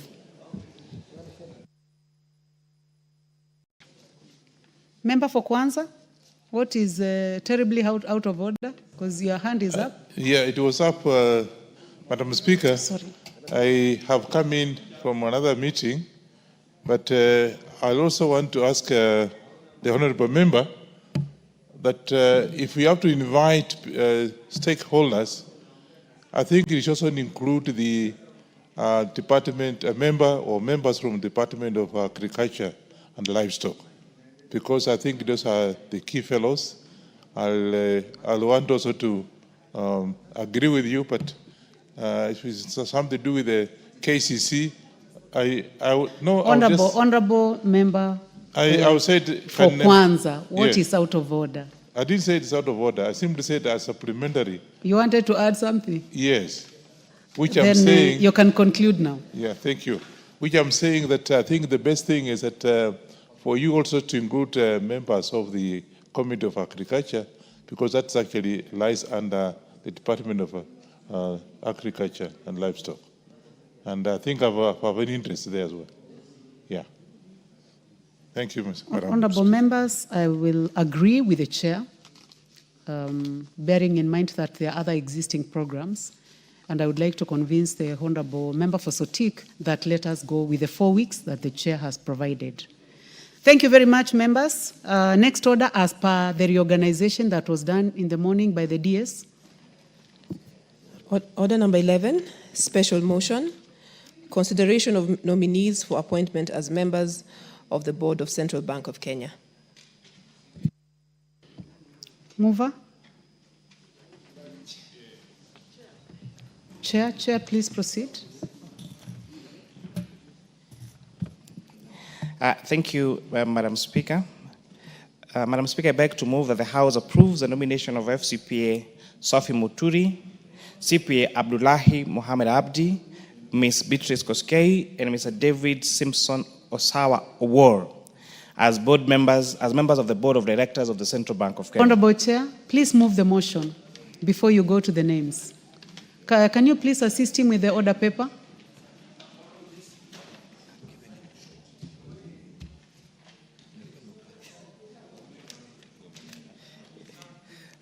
Madam Speaker, you know, Honorable Mwiti had distracted me.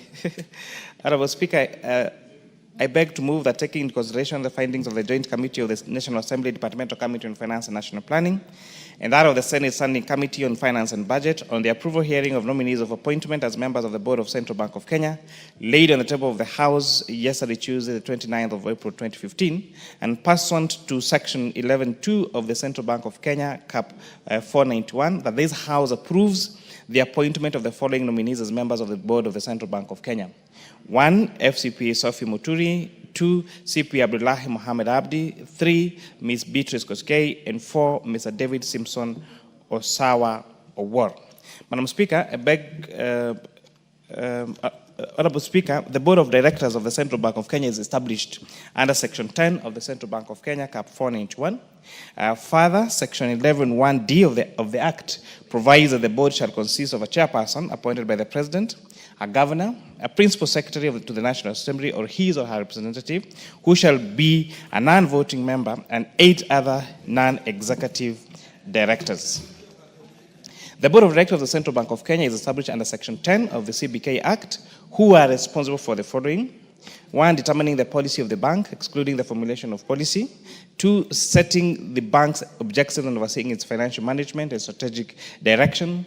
And 3, continuously reviewing the bank's performance, carrying out its functions. 4, consistently monitoring the governance performance in fulfilling the responsibility of the office and ensuring that the bank objectives is achieved.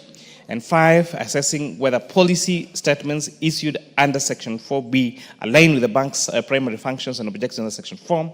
And lastly, maintaining constant oversight over the use of the bank's resources. Madam Speaker, the appointment of the Director of the Board of the Central Bank of Kenya shall take into consideration the provisions of Section 11(7) of the CBK Act. This section provides that persons shall be eligible for appointment as a director if the person is a citizen of Kenya, is knowledgeable and experienced in monetary, financial, banking and economic matters or other disciplines relevant to the functions of the central bank. Madam Speaker, the committee assesses the nominees against criteria of their academic and professional qualifications, their leadership and integrity, their financial probity, political neutrality, and conflict of interest. The committee also received clearance report from EACC, from Kenya Revenue Authority, from the Directorate of Criminal Investigation, from Higher Education Loans Board, and from the Office of the Director of Public Prosecution. All 4 nominees, Honorable Speaker, demonstrated that they had knowledge and professionalism in the banking sector. They possess extensive experience which is relevant to monetary policy, banking, finance, and regulatory matters, and they fulfilled all legal and constitutional requirements for appointment. Honorable Speaker, this is a brief CV of this particular nominee. I'll start with FCPA Sophie Muturi, who is a seasoned finance and governance expert with over 38 years of experience, spanning through public service, accounting and government organizations, corporate boards, and international development work. She has served in various capacities that include an accountant at CAD at PwC, a finance administration manager at Action Africa in Need Kenya, a director in Life in Abundance in International, a director at Life in Abundance International, a chairperson of the Association of Women Accountants of Kenya, a member of the selection panel of IABC, a trustee at Micro Enterprise Support Program Trust, a member of APSEM, a trustee of Kenya Professionals Development Fund, a board member of the Public Sector Accounting Standards Board, a member of ISPAC Public Policy and Governance Committee, a commissioner at SRC, and currently the chairperson at Life Abundance International non-governmental organization. FCPA Muturi holds a master's in banking and finance from Moi University, a bachelor's degree in commerce from the University of Nairobi, and is a certified public accountant, having studied at Strathmore University. The nominee advocated for strong regulatory framework, crypto regulation in internet banking at county level, and monetary stability.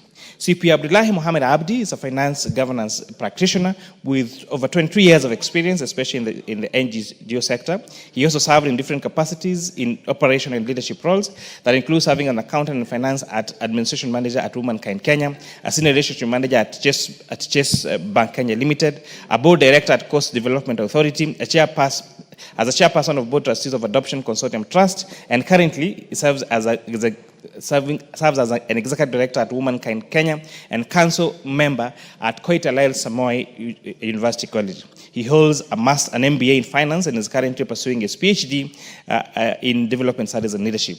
The nominee advocated for strategic governance, climate resilience, and technology innovation in payment system. Our other nominee is Ms. Beatrice Koskei, a legal expert with over 4 years of progressive experience in public service and corporate governance. She's an advocate of the High Court of Kenya, holds a Master of Law in Commercial and Corporate Law. She has served as a state counsel at the Attorney General Chambers, a legal officer at Kenya Industrial Estate, an associate at Jim Choge and Company Advocates, as an in-house at Council Liberty Assurance Company, and a managing partner at Koskei and Company Advocates. She has also served as a corporation secretary at Agricultural Development Corporation and as head of legal for Kenya Trade Network Agency, a general manager at Legal Services and company secretary for Geothermal Development Company Limited, and the senior consultant at Limo, Joroge and Company Advocates. Honorable Speaker, other nominee is David Simpson Osawa Awor, who is an IT and fintech professional with over 15 years of experience in digital and financial technology across Africa. She has served in different capacities in the private sector, including serving as a system administrator technology transfers at Kraft Silicon Limited, a software developer, systems and support engineer, senior systems engineer, a team leader in Internet Business Channel and a division head of mobile banking at Kraft Silicon Limited, and also served as a head of projects at Code Matrix and is currently a senior project manager at Kraft Silicon Limited. He holds a Bachelor of Science degree in information technology from JKUAT, and in his interview, he advocated for technological modernization of financial systems and emphasized on cybersecurity and innovation in banking. Madam Speaker, the committee found all the 4 nominees that they possess the requisite knowledge and experience in either banking, finance, and IT law and governance, especially in the requirements of the CBK Act. They exhibited leadership traits needed as board members. All the nominees displayed zeal to strengthen the central bank's regulatory and oversight role, enhancing financial stability and supporting Kenya's economic growth. Madam Speaker, in recent years, the global financial landscape has witnessed rapid innovation, particularly in the realm of blockchain technology, virtual assets, and cryptocurrencies. These technologies are shaping traditional banking models and introducing new regulatory and security challenges, Honorable Speaker. It is therefore important that as this House approves this four nominees, Honorable Speaker, they need to update the Central Bank of Kenya systems to make sure that they are cognizant of use of blockchain technology. They need to leverage on use of virtual assets and cryptocurrencies, including making sure that that especially the virtual assets bill in this House, Honorable Speaker, is well to date with best practice, Honorable Speaker. They need to ensure that there is risk and that they do risk checks and ensure that there is no collapse, Honorable Speaker, of these particular systems. They need to also guide the bank on policy and regulation considerations and make sure that they use up-to-date technologies to advance the issue of cybersecurity and innovations, Honorable Speaker. Lastly, Honorable Speaker, in the last few years, the traditional banking sector has really changed. For a very long time, all Kenyans relied on banks and bank products in the traditional way of our banking, Honorable Speaker. But of late, for example, you've seen uptick of digital loans now accounting to 52.79% of all active loan accounts, with a total outstanding balance, Honorable Speaker, of 158 billion shillings, Honorable Speaker. Loans like Fuliza, that overdraft facility, and M-Pesa disbursed 804 billion shillings in the last 12 months, as at March 2024, which averaged 2.3 billion shillings daily. Other products like KCB, M-Pesa, and M-Shwari disbursed 83.7 billion shillings and 42 billion shillings, respectively, Speaker. However, despite this growth, Honorable Speaker, the cost of this credit through platforms, Honorable Speaker, although they provide such a great convenience, they are very accessible within a very short period of time, and especially also accessible to those outside formal employment, Honorable Speaker, the interest rates remain very expensive. Honorable Speaker, I tried to do a small analysis of how these interest rates are, Honorable Speaker. And just to give an example, KCB M-Pesa loan, when you hold a M-Pesa, a KCB account, and you take a digital loan on your KCB account, Honorable Speaker, they charge interest rate of 7.5% per 30 days for amounts between 50 shillings and 1 million shillings, Honorable Speaker. The repayment period is within 30 days. When you calculate the efficient annualized interest rate, this comes to 130%. If you check, for example, the M-Shwari, the product by NCBA and Safaricom, at 7.5% per 30 days, they offer between 100 and 1 million shillings within 30 days. That brings an annualized rate of 130%. If you take as another product, the M-Corp Cash, when you, most of us are members of cooperative bank account, when you go to your app and you take that loan, Honorable Speaker, they charge between 8 and 12% one time for a period of 30 to 90 days. They will offer you between 1,000 shillings and 500,000 shillings, repayment period of 1 to 3 months. The annualized interest rates, taking the spread between 8 and 12%, is between 107 and 207% per annum, Honorable Speaker. And therefore, as a bank, the Central Bank of Kenya, which should supervise and make sure that interest rates remain affordable to Kenya, Honorable Speaker, they shouldn't just look at the products through the traditional banking system, but this access of digital loans, and especially even in our commercial banks, Honorable Speaker, emphasizes the need for CBK to go out of their way to make sure that interest rates still remain affordable, Honorable Speaker. We cannot have that when you go to seek a secured loan with a logo, Honorable Speaker, you get interest rate of around 100 of between now 12 and 20%. But the same loan which is offered through a digital platform, which has actually less cost to the bank, end up having an effective interest rate of up to and more than 100%. Actually, if I went through the list further, you'll see it will go even to more than, some of them go to more than 300%. And therefore, Honorable Speaker, the challenge in this board of directors, Honorable Speaker, is to think about banking sector, not as a traditional banking system, but take into consideration the issue of digital space, the issue of cryptos and blockchain technology, Honorable Speaker, and be up to speed rather than being reactionary. That when now people lose their money through some of this, like there's one of the one of the cryptos that collapsed last week. I think it's called IBEX, Honorable Speaker, where members, including some members in this house, lost millions of shillings, Honorable Speaker. Let them be proactive and not reactive to this, Honorable Speaker. Lastly, the Business Laws Amendment Bill, now the Business Laws Amendment Act that this House passed in December of last year, gave additional responsibility to Central Bank, which includes now bringing under the purview of the supervision of Central Bank of Kenya the buy now, pay later program, Honorable Speaker, like the Lipa Pole Pole we have on our phone, like when people buy phones on credit and the Lipa Pole Pole, or the border sector and the Lipa Pole Pole, Honorable Speaker. And this additional mandate therefore means that Central Bank must be up to speed to make sure they have the requisite human resource, they have the requisite technology to take over the new responsibilities added to them, Honorable Speaker.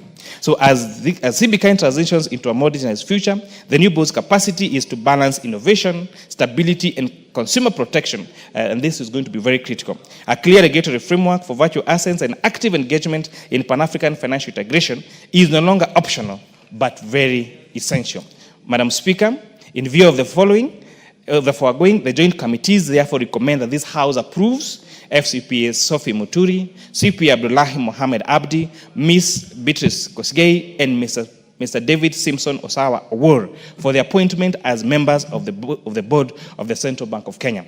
Their wealth of experience will be instrumental in steering Kenya's financial sector into a future of stability, innovation, and inclusive economic growth. Madam Speaker, I respectfully urge my colleagues in this House to approve and adopt this committee's report for the appointment of this board directors of the Central Bank of Kenya. I beg to move and request the Honorable CPA Ruto, the great member of parliament for the people of Keses constituency, to second. CPA Ruto. Thank you so much, Madam Speaker. As I rise to second, I also want to confirm indeed, as one of the members of the Committee of Finance and National Planning, joined with the Standing Committee of Finance and Budgeting, the Senate, indeed, we were able to establish the candidates that were nominated for these particular positions to be carrying the requisite experience and knowledge about what is expected of them. Madam Speaker, rightly to say, the economic situation of countries, Kenya being one, requires a people that are able to understand and measure the dimension that the country is going.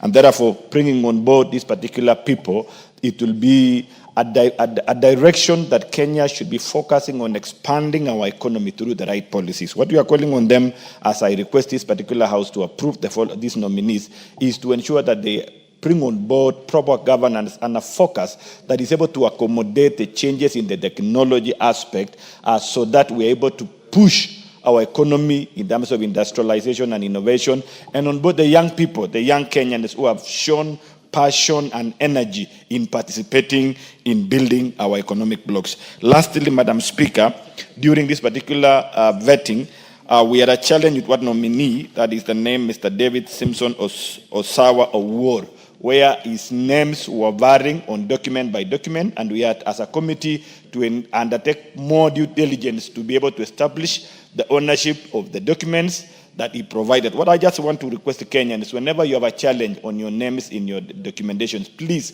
do not waste time. Ensure you regularize your names so that it doesn't bring a challenge that we face as a committee for us to find and ensure that the person indeed we are vetting was the right person, David Simpson Osawa. And with that, Madam Speaker, I beg to second the motion. Thank you. Honourable members, I now propose the question that, taking into consideration the findings of the Joint Committee of the National Assembly Departmental Committee on Finance and Planning and the Senate Standing Committee on Finance and Budget on the approval hearing of nominees for appointment as members of the Board of Central Bank of Kenya, laid on the table of the House on Tuesday, 29th April 2025, and pursuant to Section 11.2 of the Central Bank of Kenya Act, Cap 491, this House approves the appointment of the following nominees as members of the Board of Central Bank of Kenya: FCPA Sophie Moturi; 2, CPA Abdullah Mohamed Abdi; 3, Ms. Beatrice Kosgei; and 4, Mr. David Simpson Osawa Owor.